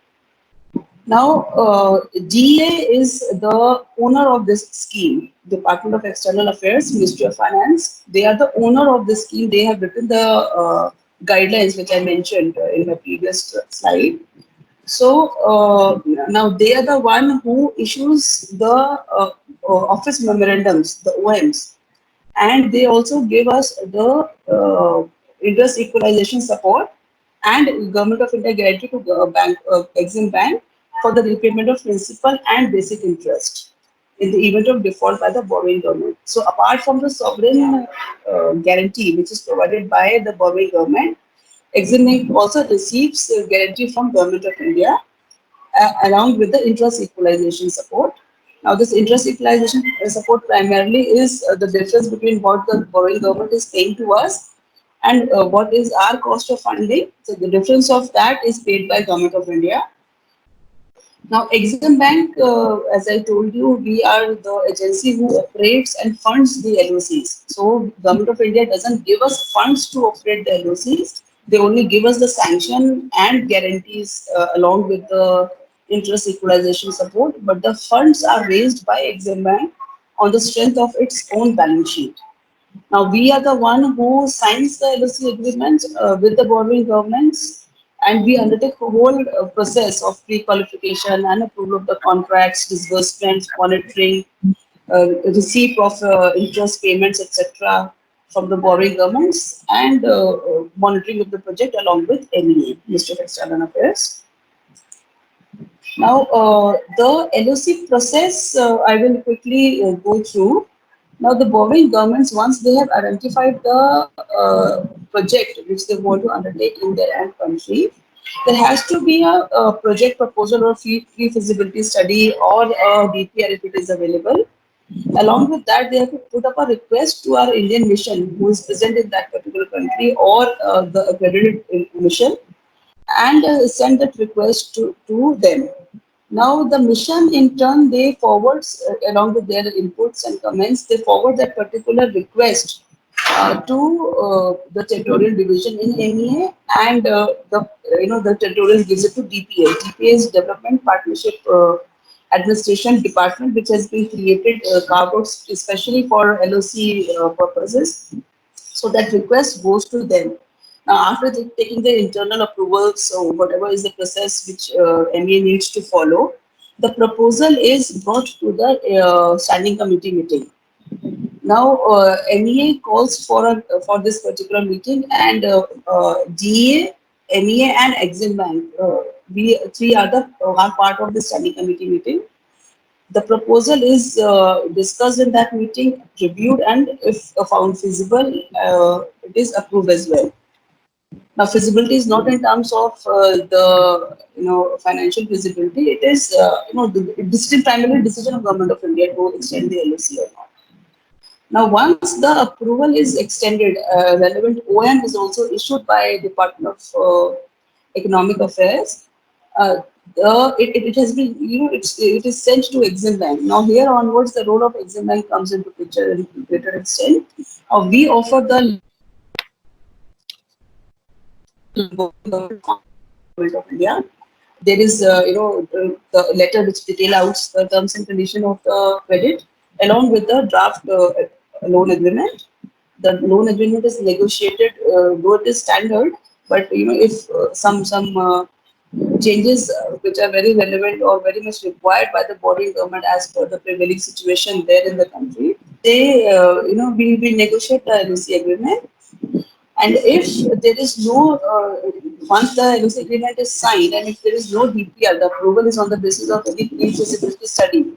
The first activity which we undertake under the LOC is to get started with the selection of a consultant who can prepare the detailed project report. The selection of the consultant for this report also is through a pre-qualification process and subsequent tendering process to be undertaken by the borrowing governments.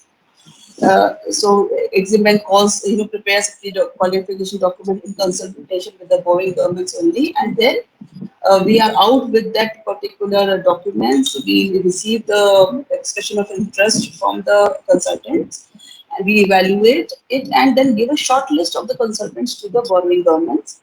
And the borrowing governments, amongst those shortlisted consultants, undertake a tendering process as per the laws prevailing there, procurement laws prevailing there in that particular country. Now, as I told you earlier as well, that at each stage, Exim Bank has a role to play. So when the draft blended document is being prepared, then the document is vetted by Exim Bank.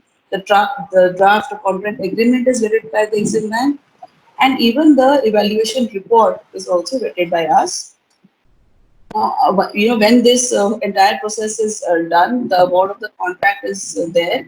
The contract is given to the consultant as per the timeline, as per agreed timelines and milestones. The DPR is prepared by the consultant and submitted to the borrowing government. Now, this DPR again goes to the Ministry of External Affairs for approval.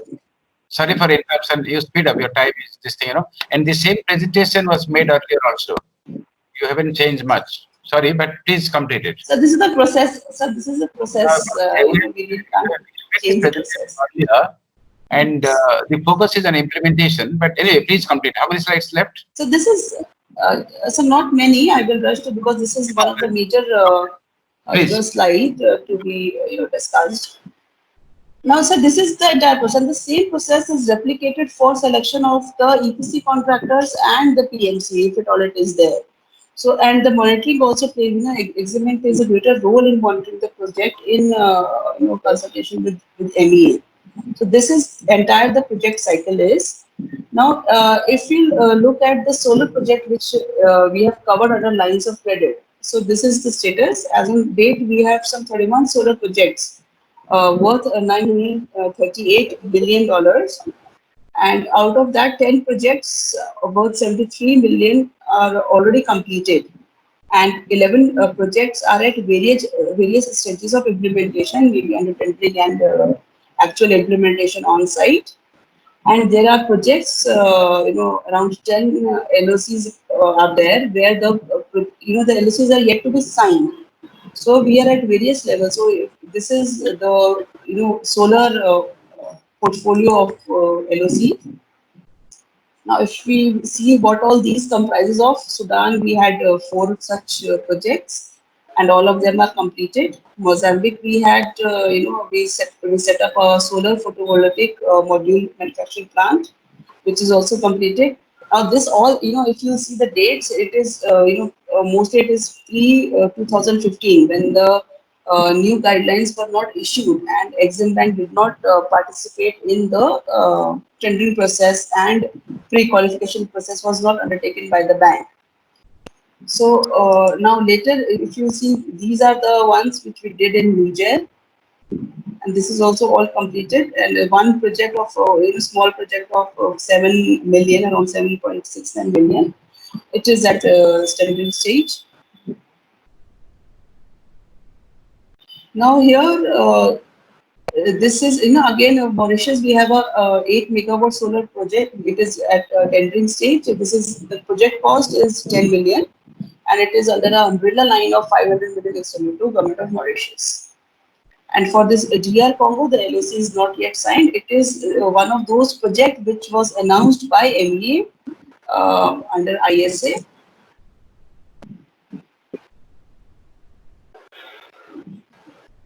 Again, for Cuba, this GPR is almost prepared and will be very soon will be coming out with the selection of the EPC contractor for implementation of the project. And now, if I'll just rush through some of the photographs which we have for the completed project. This is for Sudan. This is the photovoltaic manufacturing plant which we set up in Mozambique.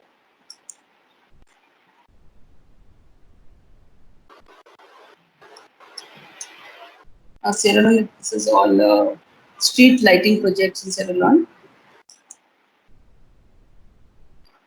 This is 7 megawatt photovoltaic plant which is set up in Niger. If time permits, should I go through this another program of ours which is biased under NEIA? No, I don't think time permits, because this has been made earlier. This has been made earlier. People know about this, so you can close it. Yeah. This is done. Okay, yes. Thank you so much. Thank you. Thank you, Ms. Dang. As you already know, Excellencies, that ISA has successfully concluded the international competitive bid for solar water pumps in ISA member countries, with EESL as the implementation partner. I would like to draw your attention to the next presentation, which focuses on implementation of solar pumps in Africa. I invite Mr. Mark Grattan, Vice Chair, Electrician Without Borders, a non-governmental organization who dedicate their time traveling around the world to help communities by installing innovative energy solutions. The floor is yours, Mr. Grattan. Okay. First of all, can you hear me? Can you see our presentation? Yes, please, we can. Please carry on. Okay, thank you very much.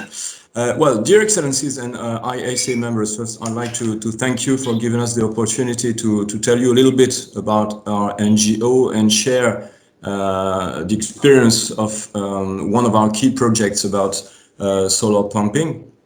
Well, in a few words, our NGO, Electricians Without Borders, has been launching and carrying out projects since 1986. We are currently carrying out projects in 33 countries, amounting to 125 projects right now. Ma'am, can you please mute your mic, please? Sorry? Oh, it's okay. Okay. Sorry. And about 95% of our projects are based on renewable energy. Okay, these are our main principles of actions, which we try to secure and guarantee in all the projects that we carry out. Local needs, focusing on local needs, of course, involving as much as possible the beneficiaries in the design of the projects, use local natural resources, and a very strong focus on the skill transfer. We also try to secure a 10-year commitment of sustainability for all our projects, making sure that we are working on long-run socio-economic impacts and technological availability of the equipment on a 10-year basis. We have three main fields of activity. First of all, development. About 70% of the projects that we launch are development projects and long-term operations. A bit more than 5% of our projects are emergency operation following humanitarian disaster, as has been the case in Bangladesh, in Nepal, in Haiti, for instance, in the Philippine Islands as well, only to quote the most recent ones. And we also have a strong activity of expertise and technical support to local institutions and also to other partners, other NGOs, as long as energy and water access is concerned. Here is a map of our network. We started from France, but we now have a network which is quite well spread in Europe, as you can see, and also in the United States. And we try to coordinate our actions all together. And just to give you an overview of the network of partners, because the network of partners we're working with is also a very strong asset for our action worldwide. Just to quote a few examples, we've been recently supported by the World Bank, by the AFD in France, and ADEME agency. We've been recently awarded by the Zayed Sustainability Prize for our actions in Bangladesh, and we've been awarded a prize, the Climate Change Prize from the UNFCCC. I'll now leave the microphone to Tiffaine Massé, who is with me, who's the head of our project management team. He'll get into the details of the solar pumping project that we wanted to tell you about. Thank you, Mark. So we are really glad today to talk to you about an ongoing project led by our NGO called Improve Solar Irrigation Solution. The acronym is CISAM in French. First, allow me to show you a small video taken on the field this year in March.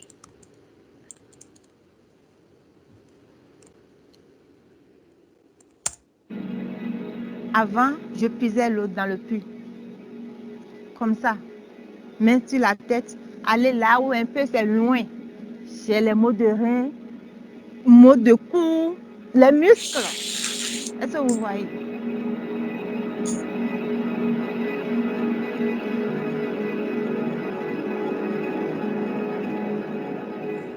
Arrivé à la maison là, je suis fatiguée. À cause de ça, je n'arrive pas à produire beaucoup de choses. J'ai fait un peu seulement, un peu seulement. Ça ne donne pas. Si ce n'est pas beaucoup, ça ne donne pas.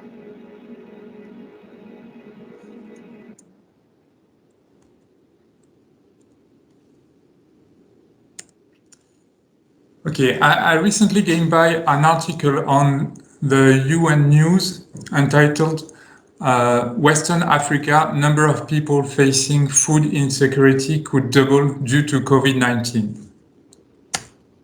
As a matter of fact, small-scale market gardening is the main source of income for tens of thousands of small farmers. Women are the main working force involved in market gardening, but they suffer from a number of inequalities. Small market gardening represents a necessary supplement for their subsistence and plays a significant role in food security at a regional level. Plots used for market gardening are quite small, less than an hectare. Nearly all farmers draw water manually from traditional wells, which, as we have seen on the video, is a really painful activity and takes a lot of time. Those who have pumps to irrigate their fields are nearly all equipped with motor pumps that use a lot of fuel, implying high costs and lots of CO2 emissions. The CISAM project is implemented in 3 regions: Centre-Est, Centre-East in Burkina Faso, Savannah in Togo, and Atakora in Benin.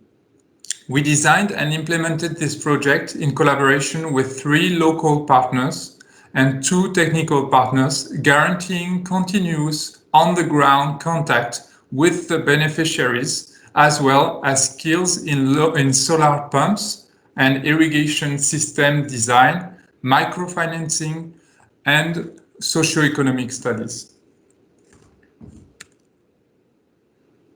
At the end of the 80s, a new kind of pump was designed by our partner Practica and was produced and sold in Burkina Faso. Many types of manual and solar pumping systems have been implemented since then, thanks to governmental plans and NGO programs. Few of them led to successful appropriation by the local population, but so far in the regions we operate in, no sustainable large-scale program allowed a great number of small farmers to sustainably benefit from solar pumping technologies already adapted to their needs. So the SESAM project has 4 phases. The first one is scoping, where we equip 27 market gardens with pilot installations following a thorough needs analysis and training. Then we designed what we call the SESAM solution during the second phase, taking into account feedbacks from the first phase. After that, we've deployed the SESAM solution in 105 market gardens, and now we are working on the scale-up of the SESAM solution. But what is the SESAM solution? Our collective objective is to match at once 4 main ambitions.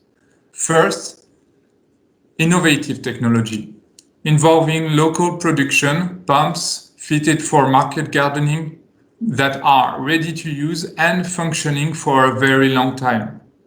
Second, better access to finance. It needs to be affordable, and the package should include a microfinancing solution fitted to small-scale farming and taking into account climatic variations. 3, maintenance. Equipment should be easily maintained during its whole lifetime. The 4th one is environment. We should take into consideration existing water resources and limit as much as we can GHG emissions using only renewable energy. But now let us show you how the project was really implemented on the field.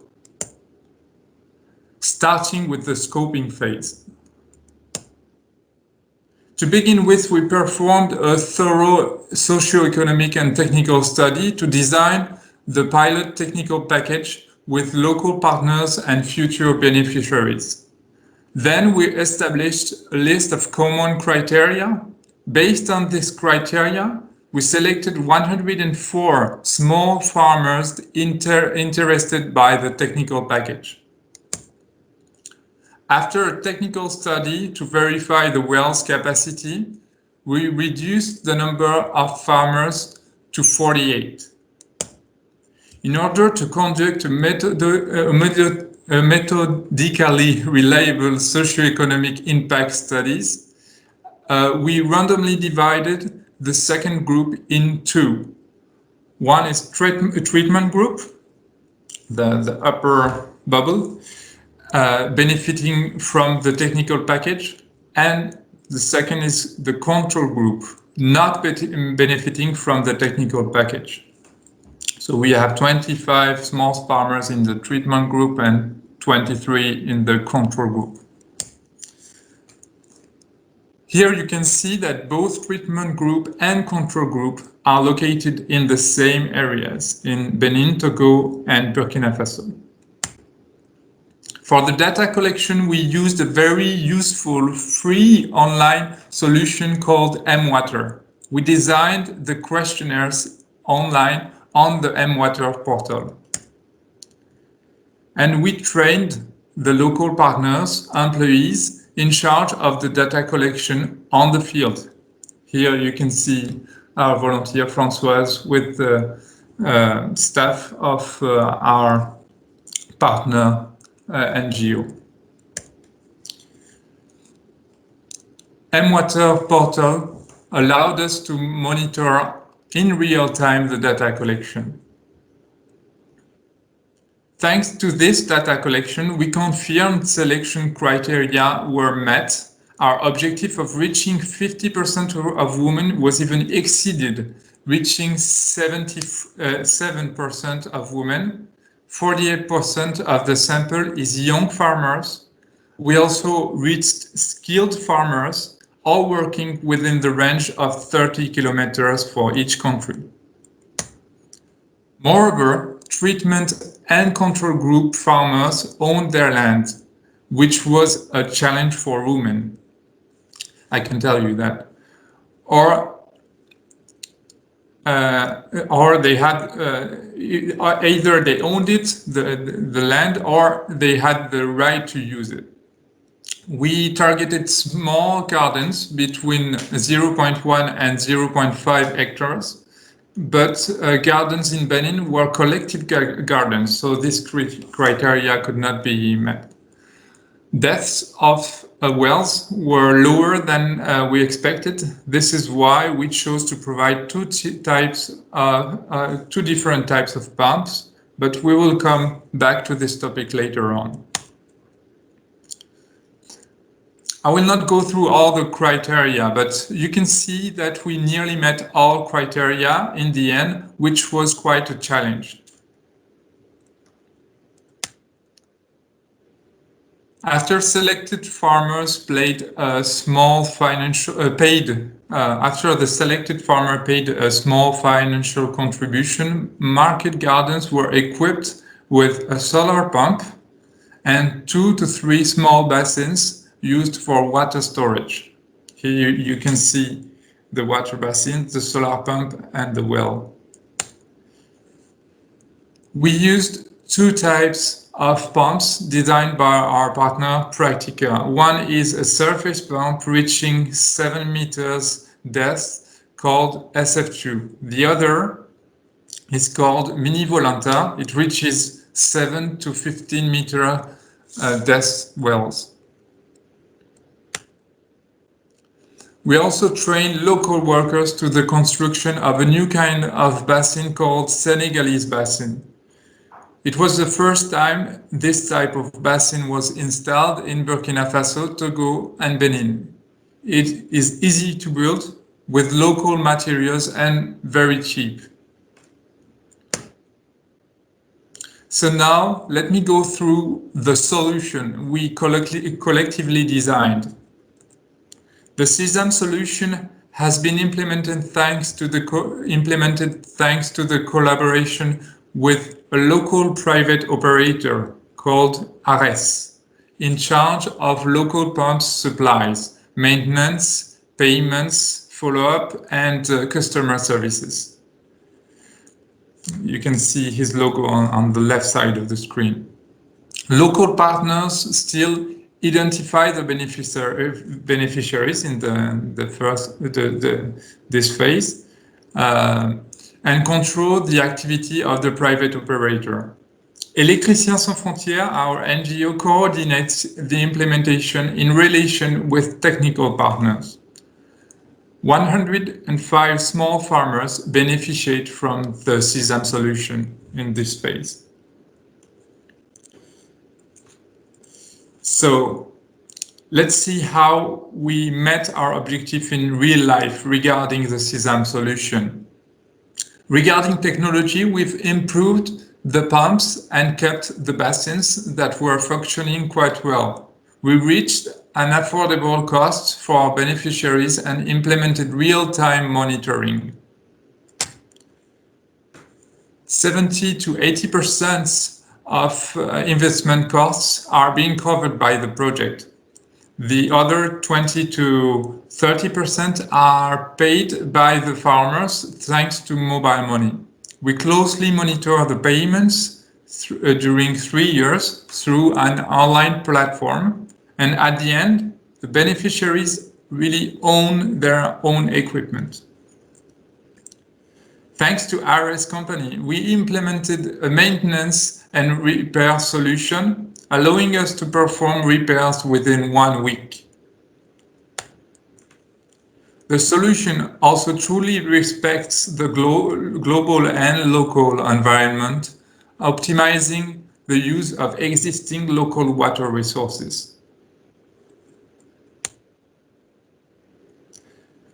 So phase 3. So now we've reached 105 market gardens with the solution. But really, what is the impact of this solution? I will show you again another small movie taken on the field.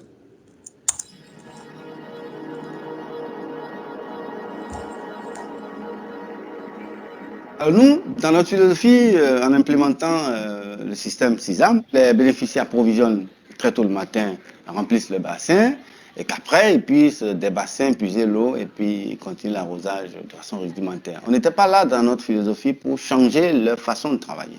Mais très tôt, eux-mêmes, ils ont appris à changer leur façon de travailler.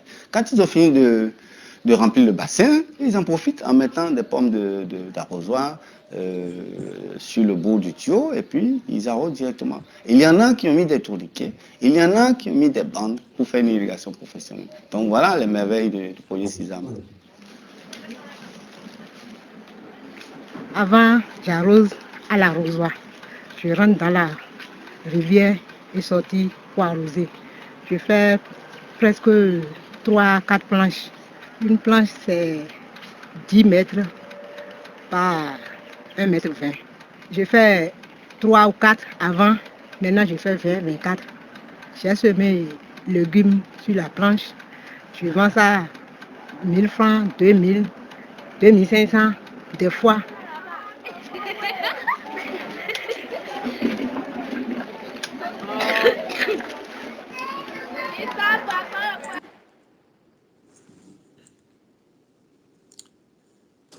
Okay, Mark, if you can take us through the results. Yeah, a few words about what we can learn at this stage. Of course, it's the first stage of the project, so we have to be careful with the figures. But what we can see now, after 1 year through this project, is that some very important aspect of the activity of the beneficiaries have already started to change. When it comes to pain, for instance, back pain of the people that was mentioned in the beginning, in the first small film that you've seen, it seems that it's been changed radically as the figures show. So when we compare the control group and the treatment group, we see the decrease, the important decrease of the pain they suffer from. Other figures, which is the level of food security, insecurity for the beneficiaries and the control group.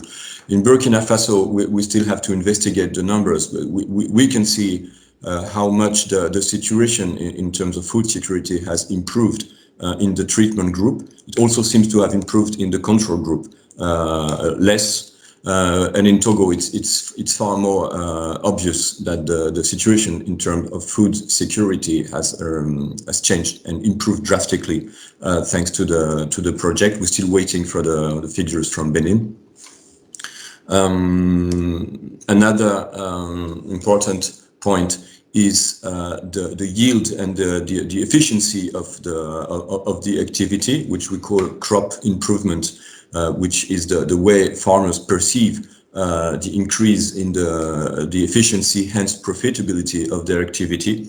And it's also very clear that there is a very important and significant improvement in the treatment group, which is to say the beneficiaries of the SISAM project, both in Togo and Burkina Faso. Still waiting from the figures from Benin.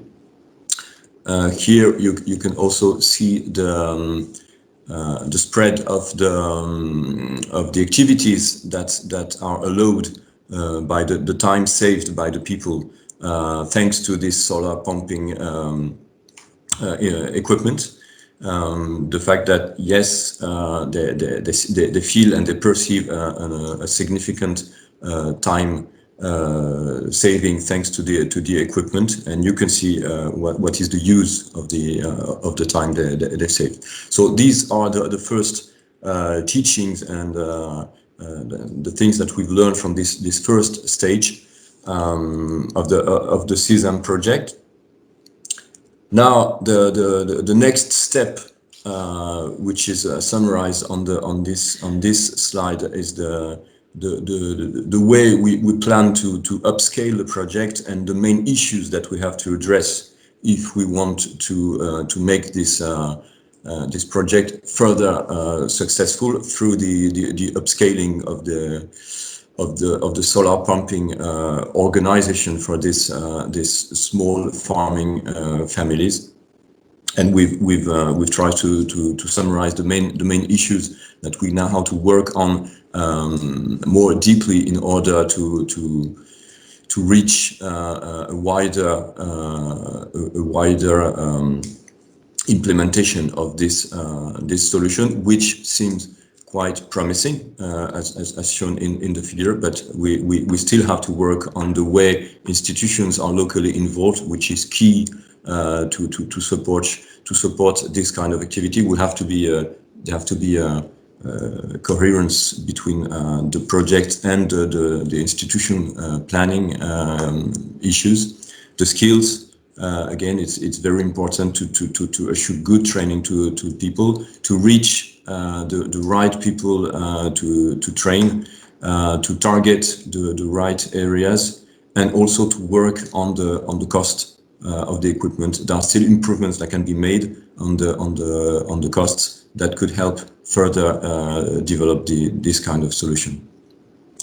Well, with these challenges that we're about to tackle now, it's the end of our presentation. So again, thank you for giving us the opportunity to share this with you. We would be glad to answer any questions, and of course, we're also waiting for further work and contributions from experts, financial institutions, and all the partners that we can work with in order to further develop this kind of projects. Thank you very much again. Thank you, Mr. Grattan and Mr. Messe. Last presentation of the day by National Institute of Solar Energy. We have with us Mr. Jinsy Philip, project engineer representing National Institute of Solar Energy. I request Mr. Philip to take the floor, please, and make the presentation. Thank you, Megha. I would share the presentation.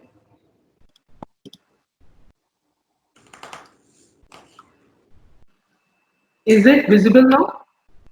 Yes, ma'am. And I'm sorry, I called you. I'm sorry. Yeah. Yeah. Good afternoon to Director General, International Solar Alliance, MNRE Secretary, and all excellencies and other members. Thank you for giving me this opportunity to present on the implementation of PV Port and Store project. My name is Jinsy Philip. I'm working here as a project engineer in National Institute of Solar Energy, NISE.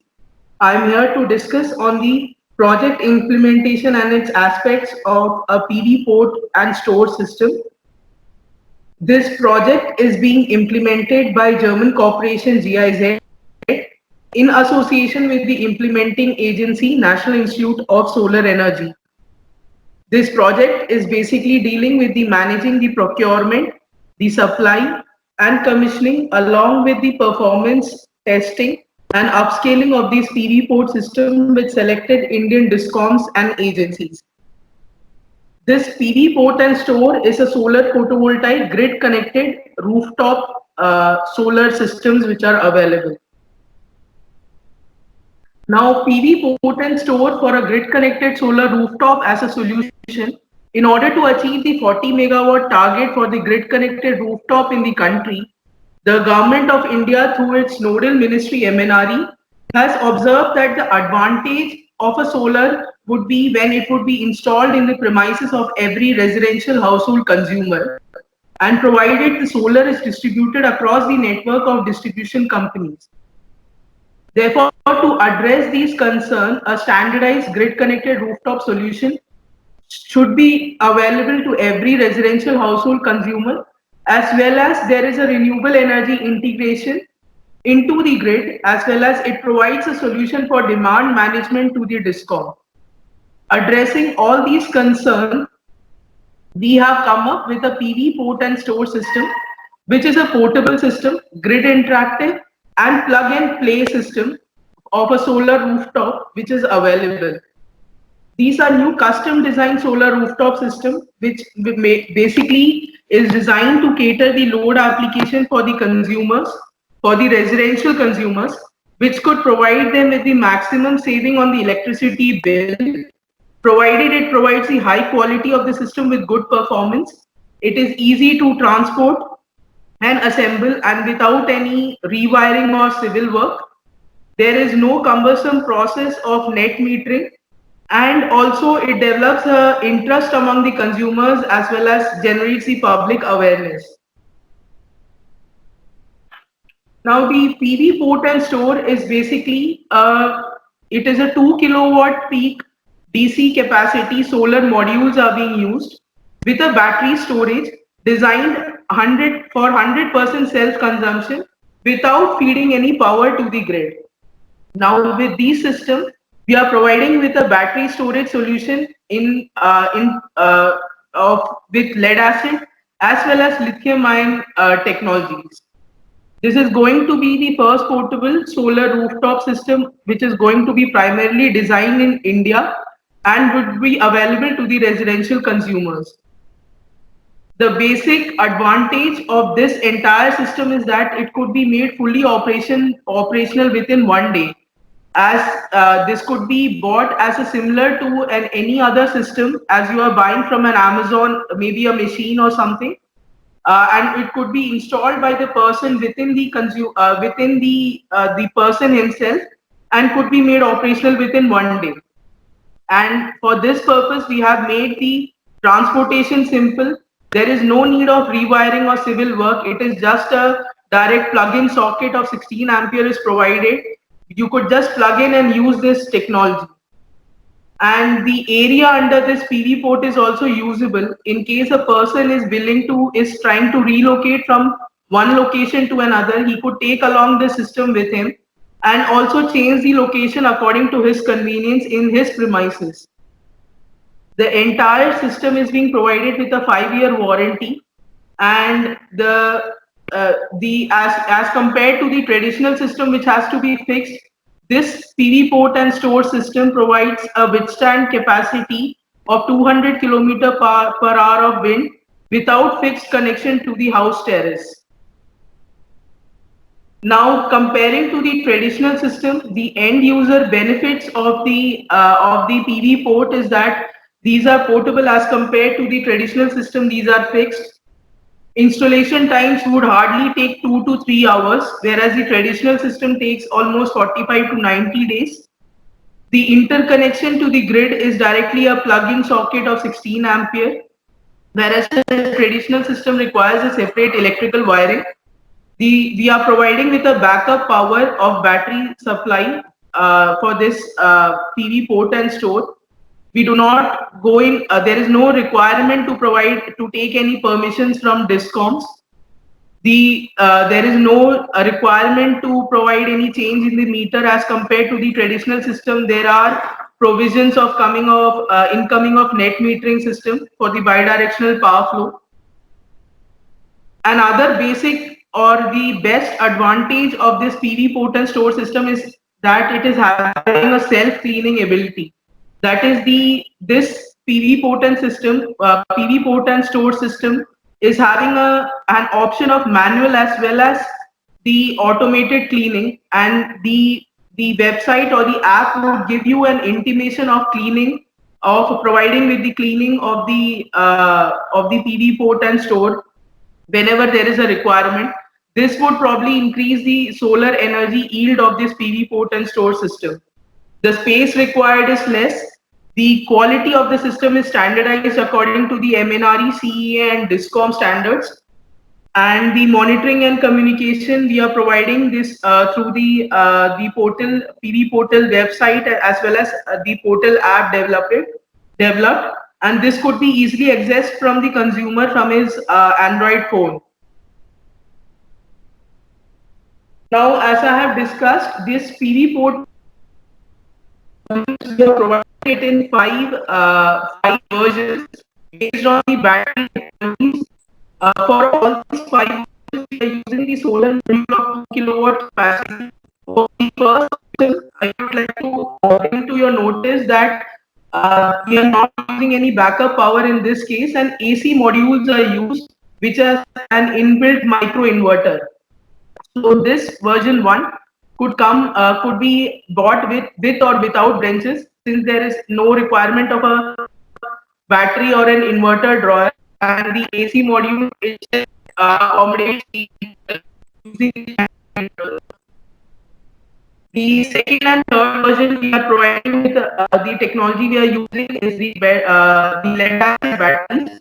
With one, the version 2 is provided with a 2 kilowatt capacity. The third version is provided with 4.8 kilowatt capacity. And similarly for the fourth and fifth system, we are using the lithium phosphate battery technology, where we are again providing a variation of 2.8 kilowatt hour battery capacity. So according to the requirement of the consumer and the backup loads which he has to cater into, he could select these versions for his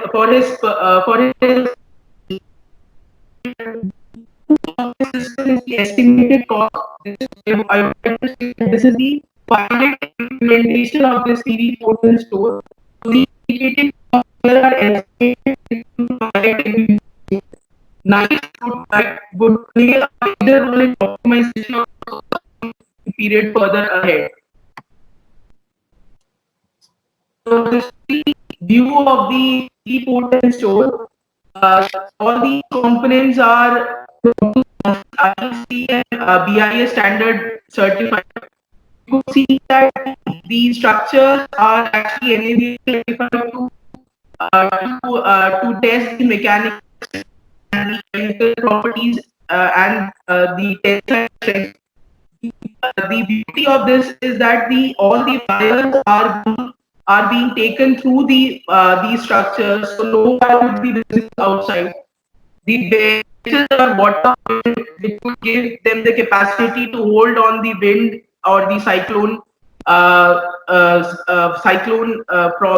issues, and the system is made compact with a battery drawer and an inverter provided behind the benches itself. Now, the project implementation, I would like to discuss about this. The objective and the requirement by the GIZ was to hire an engineering consultant service who could provide this end-to-end service, and the major objective associated with this product to monitor the manufacturing. Not able to hear properly. To provide the okay, sir. Miss Philip, you are not able to hear. No. No. The connection is unstable, ma'am. Okay.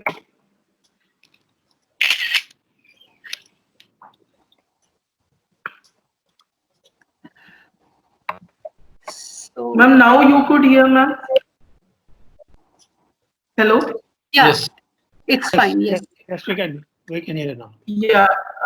So the selection of the suitable customers and the providing the field testing of the Indian manufactured PV port system, because all the components are being bought and assembled in India itself. This is a domestic. It is manufactured domestically actually, and simultaneously to develop the PV portal website and mobile app, so that the consumer is very well aware of the generation and consumption which he is for the solar power which is using, and what is he taking in from the grid, and what are his loads. Provided the project implementation was looking into the job aspects, the job opportunities. For this, we are training the qualified solar technician, that is Surya Mitras, which would install the solar rooftop system. So this is providing job opportunity as well as entrepreneurship for these solar technicians, where they could buy the system and sell there in the market, or they could domestically manufacture it and go ahead for the business. Now, considering all these objectives, GIZ has selected National Institute of Solar Energy to provide the end-to-end service, since we have a versatile experience in testing of all the solar components and the system. We provide consultancy services in solar projects. Then we have an R&D, research and development facility available, as well as the training of all programs related to solar and renewable energy.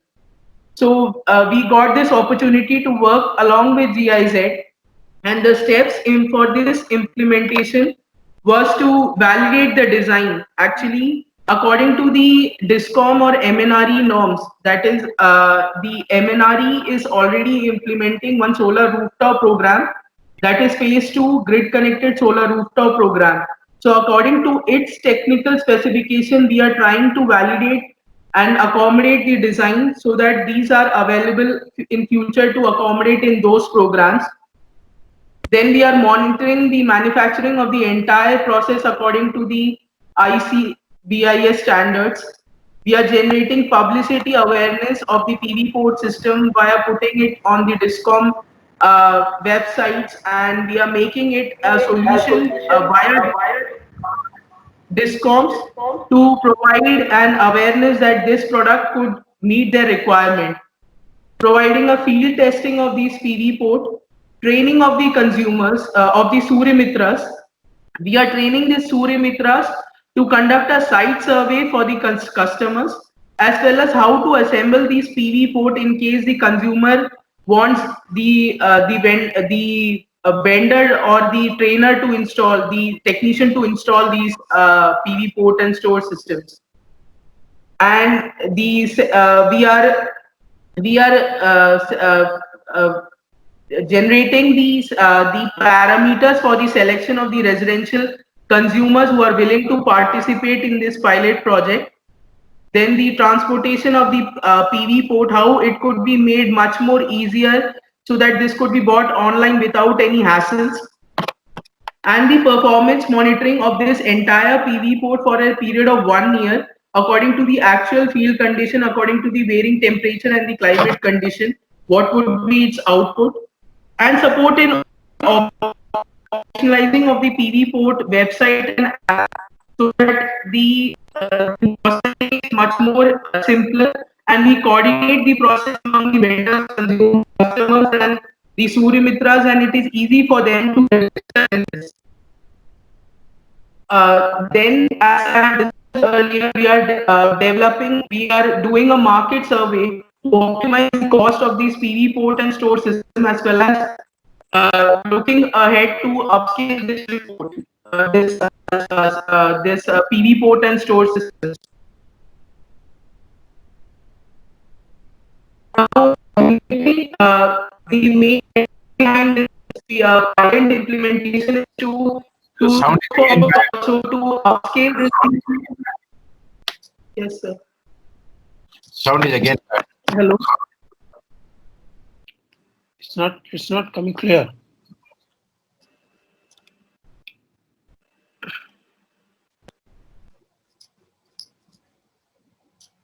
Hello. Now is it clear? No. Hello.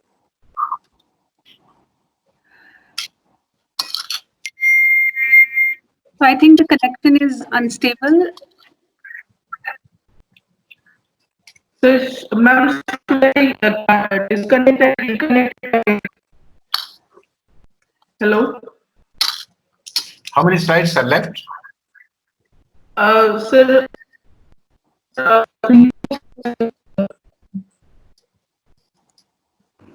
Sir, 6 slides are left, sir. 6. 6 slides are left. Okay, so you disconnect and connect. In the meantime, you can open it for by the time he comes. Megha, would you like to open it for discussion now? Yes, sir. So, with the permission of Director General, the floor is now open for country interventions. Please click on Raise Your Hand tab on your screen to intervene. The administrator will facilitate it at an appropriate time and according to the order of the request. Thank you.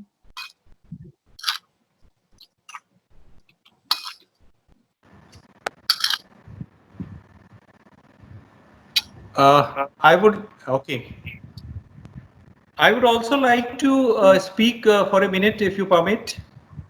Please go ahead. Please go ahead. This thing. Yeah.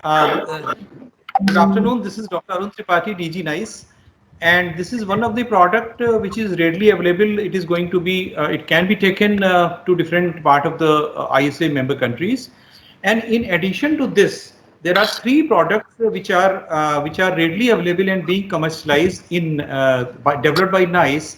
One is the solar cold storage, which is absolutely grid-free cold storage. Second is the solar milk chilling system. For transportation of the milk and all, you need a cold chain. So this can be used for that purpose. And the third one is the solar dryer cum space heating system. So these all, I think we have already presented in different forums, but if anybody is interested, then we can provide more details of these products, and whenever you feel, you can take it. Thank you so much.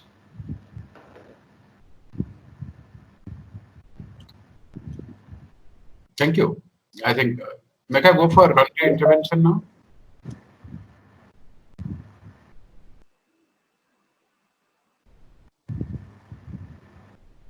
I request Excellencies to please raise hands so that we can announce and start with the interventions, please.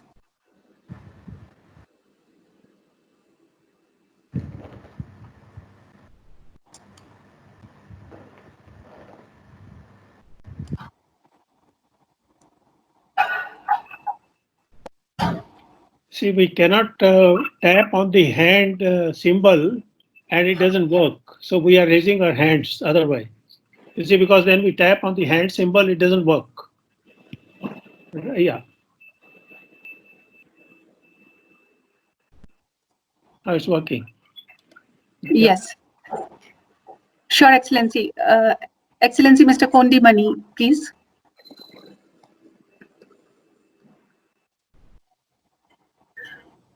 Thank you. Give me the floor. Distinguished participants, welcome. Good afternoon.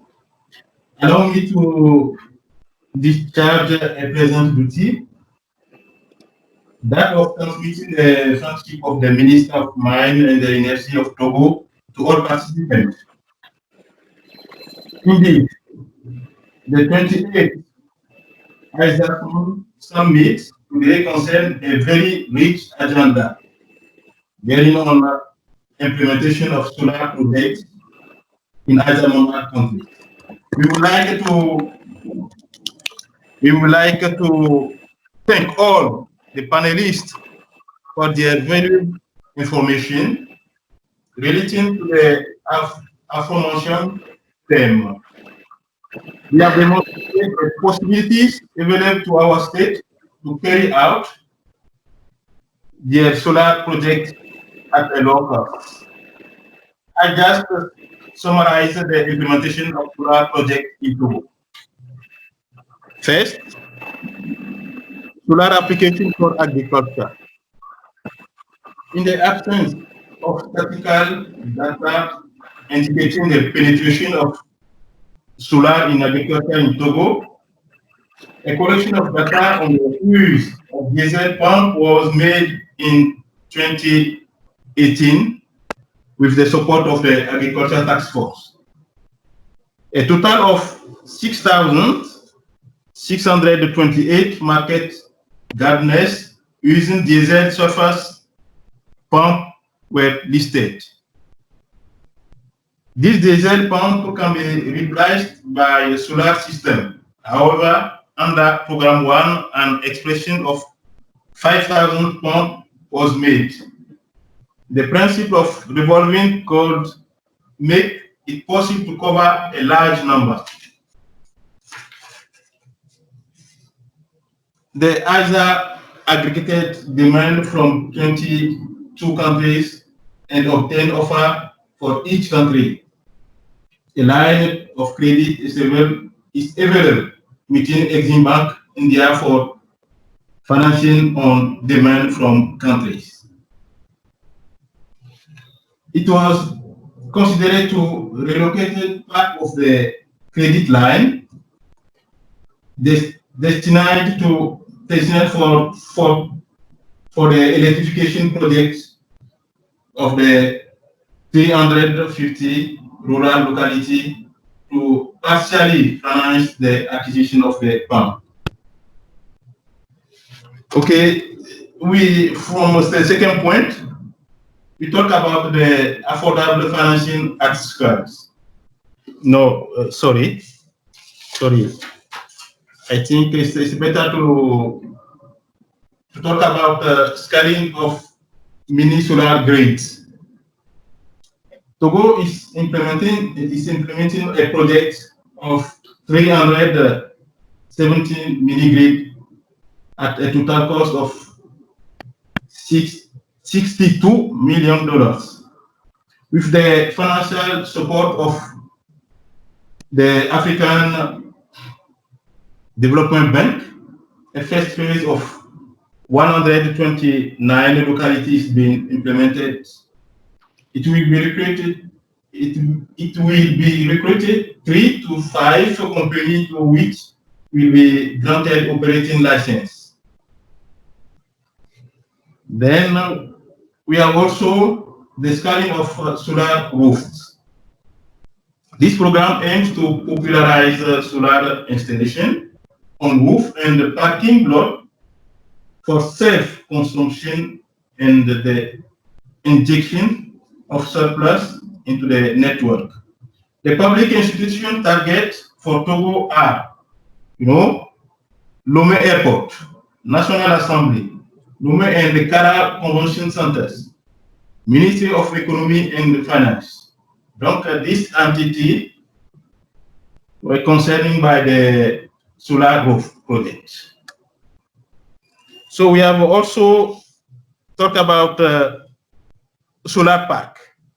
Togo has a pledge 200 megawatts. A site has been identified in Mango, not far from the future CEB substation. ISA helped NTPC to conduct a feasibility study for that project. Sorry. Please allow me to add some clarification. I just asked the first intervention concerning the resident representative in India and the resident representative in India, UNIDO, and the UNDP. If it's possible to send us the soft copy, we need that before to make the report to the country. It's very important. And I just ask the one clarification about the ADB presentation. Donc, he talk about private sector funding from ASEAN Development Bank. Donc, I just ask, what is the process? There is the same system in the other bank. It's possible for the private sector to get easily the loan at the good price. Donc, I just need some clarification for that. Thank you very much. Well, Your Excellency, the representative from UNIDO has left, but we will make sure that you get the soft copies.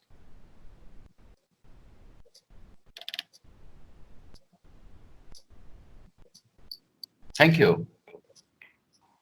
Yes, Yes, sir. The next intervention is by Excellency Mr. Desh Sahai, please.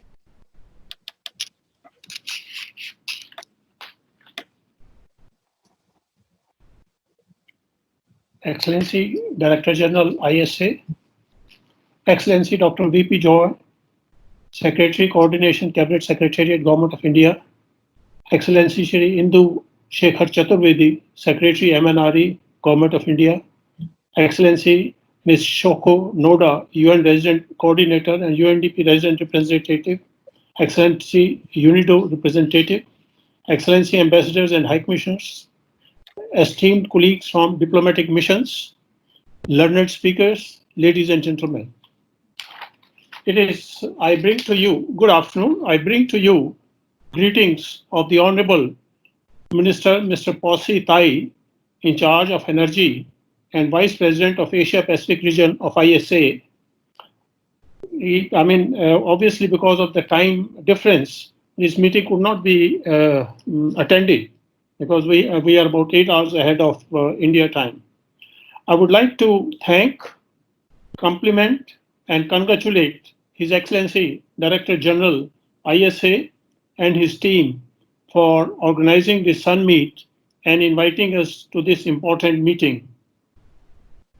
As he said in his opening remarks, this Sun Meet started in 2018 with a magic show and with invitation to spouses. Now, like ISA, the Sun Meet have come a long way with limited resources, and Sun Meet, like ISA, has now become a brand name. Now, my brief suggestions and clarifications. So I would like to thank the His Excellency Director General ISA for decision to setting up solar technology demonstration projects in LDC and PIC countries. This was a long-standing request, funding for which has been arranged or rather spared from the budget of ISA. Grateful thanks. My suggestion is that the choice of demonstration projects should be left to the countries, and also there should be involvement of local entrepreneurs and participants in execution of these projects. The other suggestion is that the PV port and store system shown already by the representative of NICE has already been installed and has been seen by most of us during our earlier meetings, Sun meetings. I suggest that this should be and other similar demonstration projects which have been just now mentioned by the director, NICE, and I think these should also be included in these demonstration projects. The choice should be left to the countries. The demonstration of these demonstration projects will not only give awareness of the solar technologies which can be applied in these countries, but will also promote entrepreneurship. For example, this system, unique PV port and storage system, which has been developed by GIZ, and also by the Ministry of MNRE, Government of India. This kind of system can be easily assembled and maintained in many of these countries. They have the capability, they have been trained. A number of them have been trained by ISA, NICE, by the Government of India funding, and most of them have seen this system, and probably these systems can be made rather assembled in the countries. I think with these words, I'll not take a lot of time because there are so many things. We have to thank World Bank, we have to thank ADB, we have to thank the various other speakers for their experience, which is very, very important. One last thing which I like to clarify from the speaker from Exim Bank, the Honorable Prime Minister Modi, during his meeting with the leaders of the Pacific Island countries last year during the UN General Assembly, had announced a concessional finance of $150 million, USD $150 million for Pacific Island countries. Now, whether this has become operational or not, because as far as Tonga is concerned, we are thankful to ISA for providing all the assistance, and we are ready to implement these 258 solar water pump projects, and we have now to decide the funding source. So this will be first time we are applying to Exim Bank. We want to know how much time does it take for project, small size project, say within 5 years, very approximate time. It will depend on a lot of things. How much time does it take for loan to be sanctioned? This is the clarification I want from Exim Bank. And I'll request Director General ISA to kindly arrange to immediately load all these presentations on the website, because I think this is one of the most important and informative Sun meets which I have attended. I have not missed any. So it will be very important for our people in the country to really have a look at these presentations. With these, I would like to thank the ISA Director General and his team, ISA team, for arranging this meeting. Thank you very much. Thank you.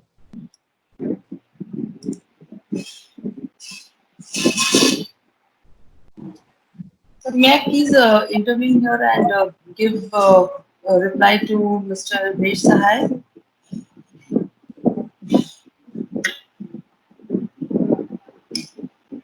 Am I audible? Yes. Yes. Yes, you are. Yeah, Mr. Sahai, yeah, regarding that 150 million line, was an announcement made by PM, Honorable PM, and as I told you in my presentation, that there has to be formal approval as well, which is, you can hear me or I'm not audible? You're audible, ma'am. Please go ahead. Because Mr. Sahai is, saying that he cannot hear me. So that the approval is underway. We have not received the government's approval on that. So once we receive that office memorandum issued by Department of Economic Affairs, we will then take it forward. So unless that approval is there, I really can't tell you the time also, that how much time it will take for the approval, because it is not in our hands. Well, Your Excellency, I think I'll take it up with informally and I'll get back to you. Thank you. Thank you, sir. The next intervention is by Excellency Mr. K.L. Ganju.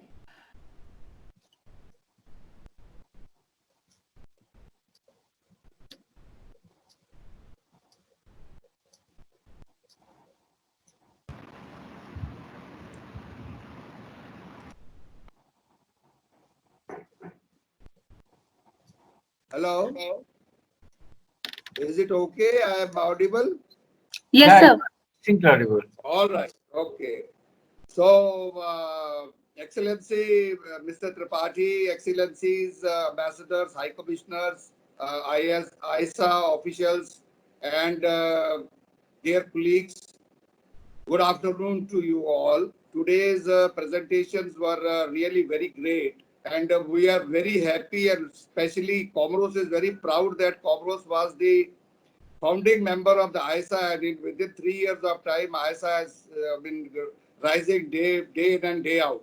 So having said that, the opening remarks, the DG today talked about the ISA Care Initiative and also providing solar energy to hospitals in LDC countries. So my first question to DG is, how will be the country selected? Because the funds which are available may not be sufficient for all the LDC countries, point number one. And when the DG also said that it will be one hospital in a district. So the island countries are having a few districts. Let us say in an island country, there will be 7, 8, 10 districts. will it be 10 systems provided to the hospitals, or it will be selected on the basis of the country? And second question, rather the third question, is about the assembly. The DG also announced today that tentatively the assembly will be held on 14th, 15th and 16th of September. So which is about 2 months away from today. So will it be virtual assembly, or we are planning to have an assembly inviting everybody? In that case, the DG must have been informed about the COVID-19, that the COVID-19 will be, the curve will be down by that time. It will be easy for everybody to travel. So I want some clarifications of this, and if the DG can take some time to clarify on my 3 points, I will be happy. Thank you very much. Well, Your Excellency, as of now, it is going to be virtual because, virtual also has to be planned. So yesterday, in fact, the President and Secretary MNA, I think they're meeting today. 3 p.m. I have a meeting with him about this only. But to the best of my knowledge, it is going to be virtual because it will not be possible that by October 14th, actually, we can have a congregation of the size that you used to have. The second one is about, we are putting a $2 million of money, and if you divide among 47 countries, hardly $50,000 per country. And if you buy those machines, maybe 4, 5, 2 kilowatt things we can buy. But our idea is we will put this money, and as Australia has already contributed some money, around 90,000 Australian dollars, and we are likely to get more. So using this money, we will try to mobilize $10 million. So, and that is where we need your support. If countries also say this is a good idea, and then it will be easier for donor countries and donors to come forward. So raising that $10 million, first we will now plan, now that once we have the consensus that we go for hospitals and the type of technologies that we can do, and obviously we will involve the member countries because it's not possible for us. We don't have, offices in each country. So we will involve the sovereign countries, and the pilot phase, we will find out if we need more than $10 million. We will try to mobilize more. But the second part is the business model.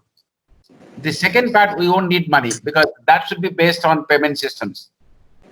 And a more accurate thing, I think we should be able to circulate to all the member countries in next 15 days. Is that okay? Or you have another question? Yeah, that's all right. The supplementary question on this is, how will the country be selected? Will you provide to all the NDC countries, or you will select the country on the basis of their performance? What do you suggest?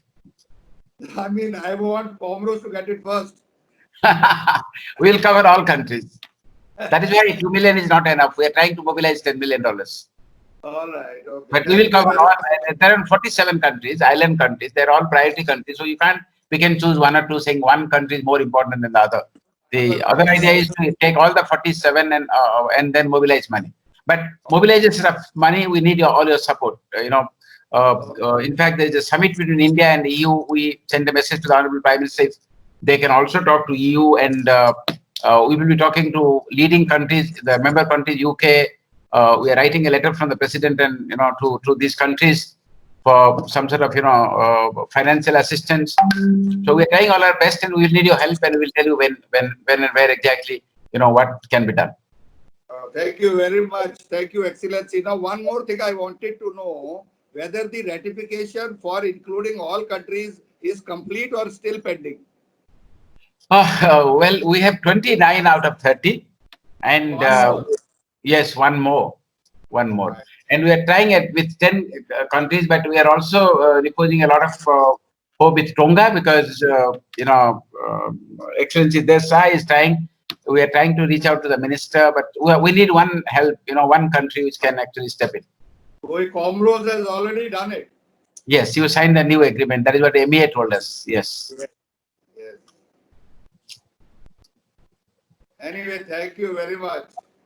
Thank you, Your Excellency. Yes, thank Megha? you, Your Excellency. Yes, sir. The next intervention is by Excellency Tanzania High Commissioner, please.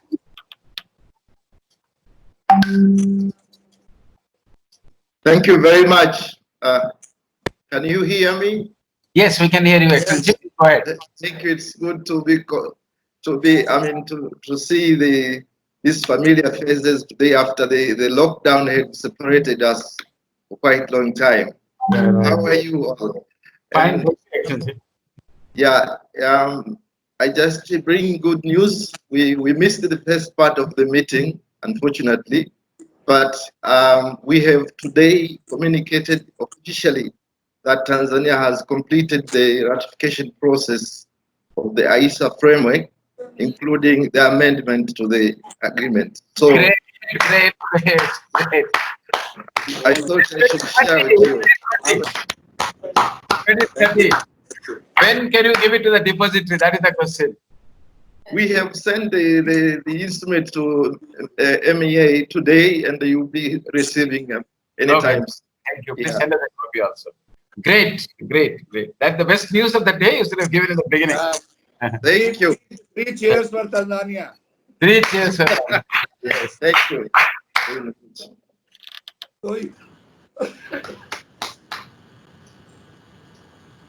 Yes, Megha? Yes, sir. Thank you, Excellency. The next intervention is from High Commissioner Uganda, please.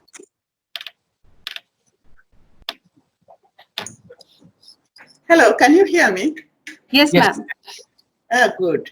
Now, greetings to everybody, Excellencies, Director General Issa, and all the big people who are attending this meet.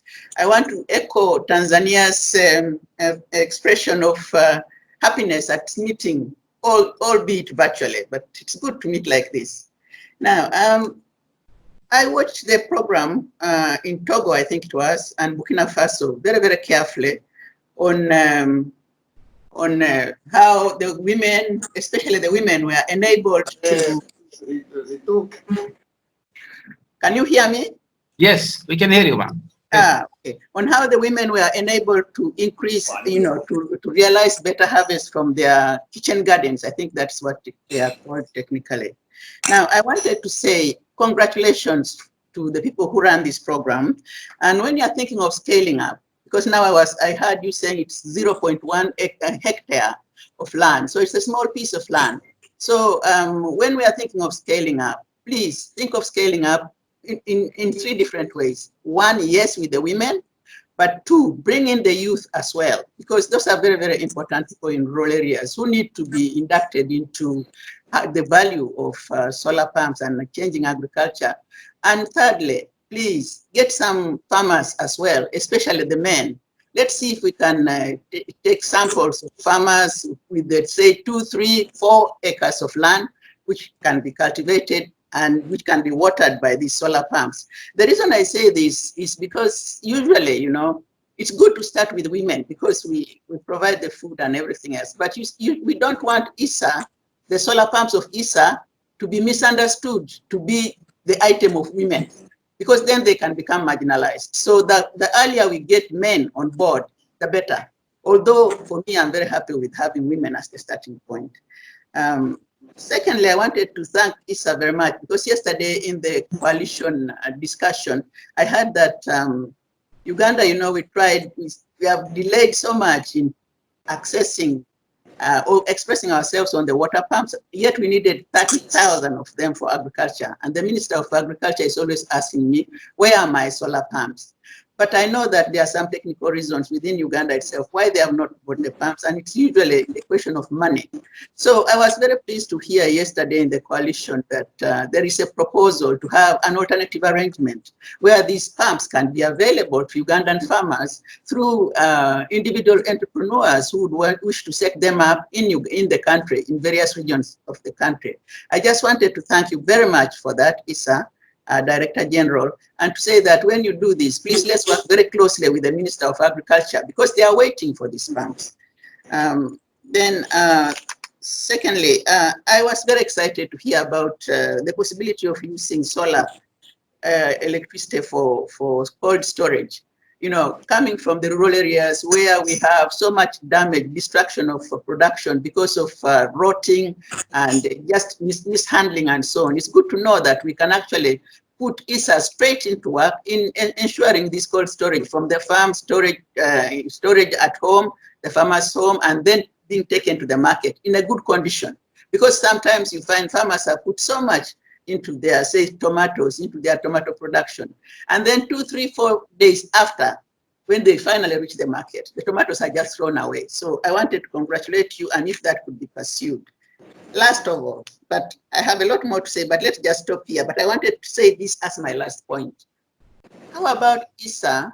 I'm sure you have thought about it. How about ISA working with the ministries of health in Africa on those rural health centers and prioritizing the rooftop storage for ISA, rooftop systems for rural health centers?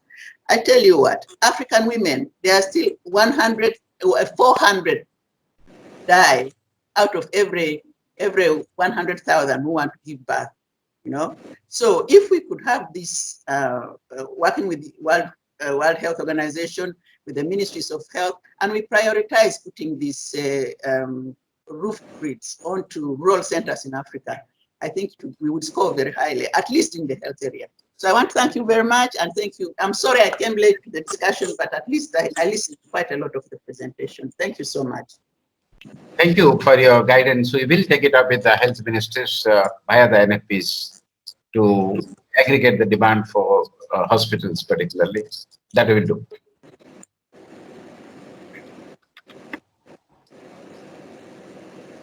Thank you, Excellency. According to the information available to me, that's all. But if there are any other interventions, they're most welcome, please. Mega, I think NFP Kotadia Avery want to say something. Sir. He has written something in chat. Sir. NFP Cote d'Ivoire.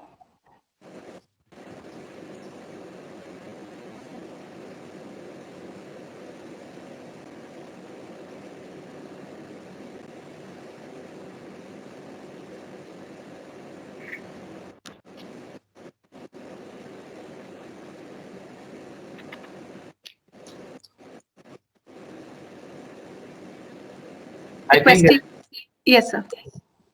I don't think there is some technical problem. Anybody else?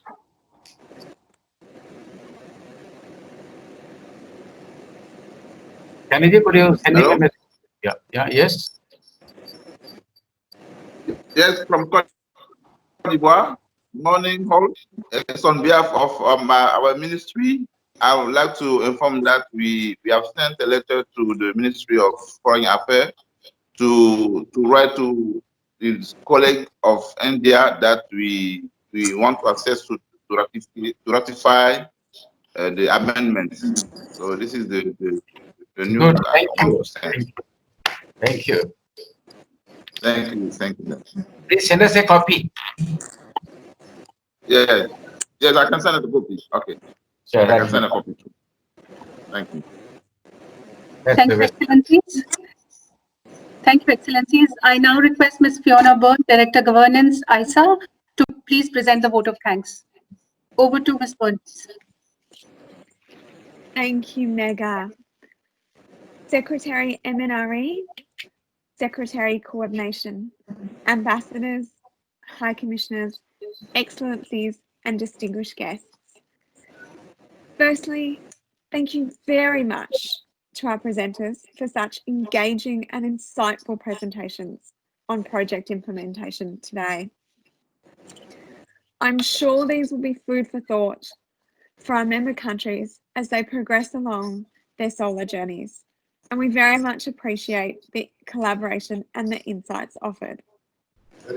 Secondly, thank you to our participants here today at the 28th Summit. Merci beaucoup. It's wonderful that we can all meet despite the COVID circumstances, and we very much appreciate your support, engagement, and interest. Please stay safe and well, and we look forward to you joining us next month. Thank you again. Thank you. Thank you, Fiona. Thank you, Excellency. With this, we would like to conclude today's meeting. Thank you very much for joining us. Please stay safe. Merci beaucoup, merci beaucoup, merci beaucoup. Mais la prochaine fois, il faut un traducteur en français. Thank you. Merci Thank you. beaucoup. Thank you. And the presentation, thank you much. Thank you much. Ok, merci beaucoup. J'espère que ma requête a été prise en compte pour les formations en anglais. Yes. Merci beaucoup et à la prochaine. À la prochaine. Ok, merci.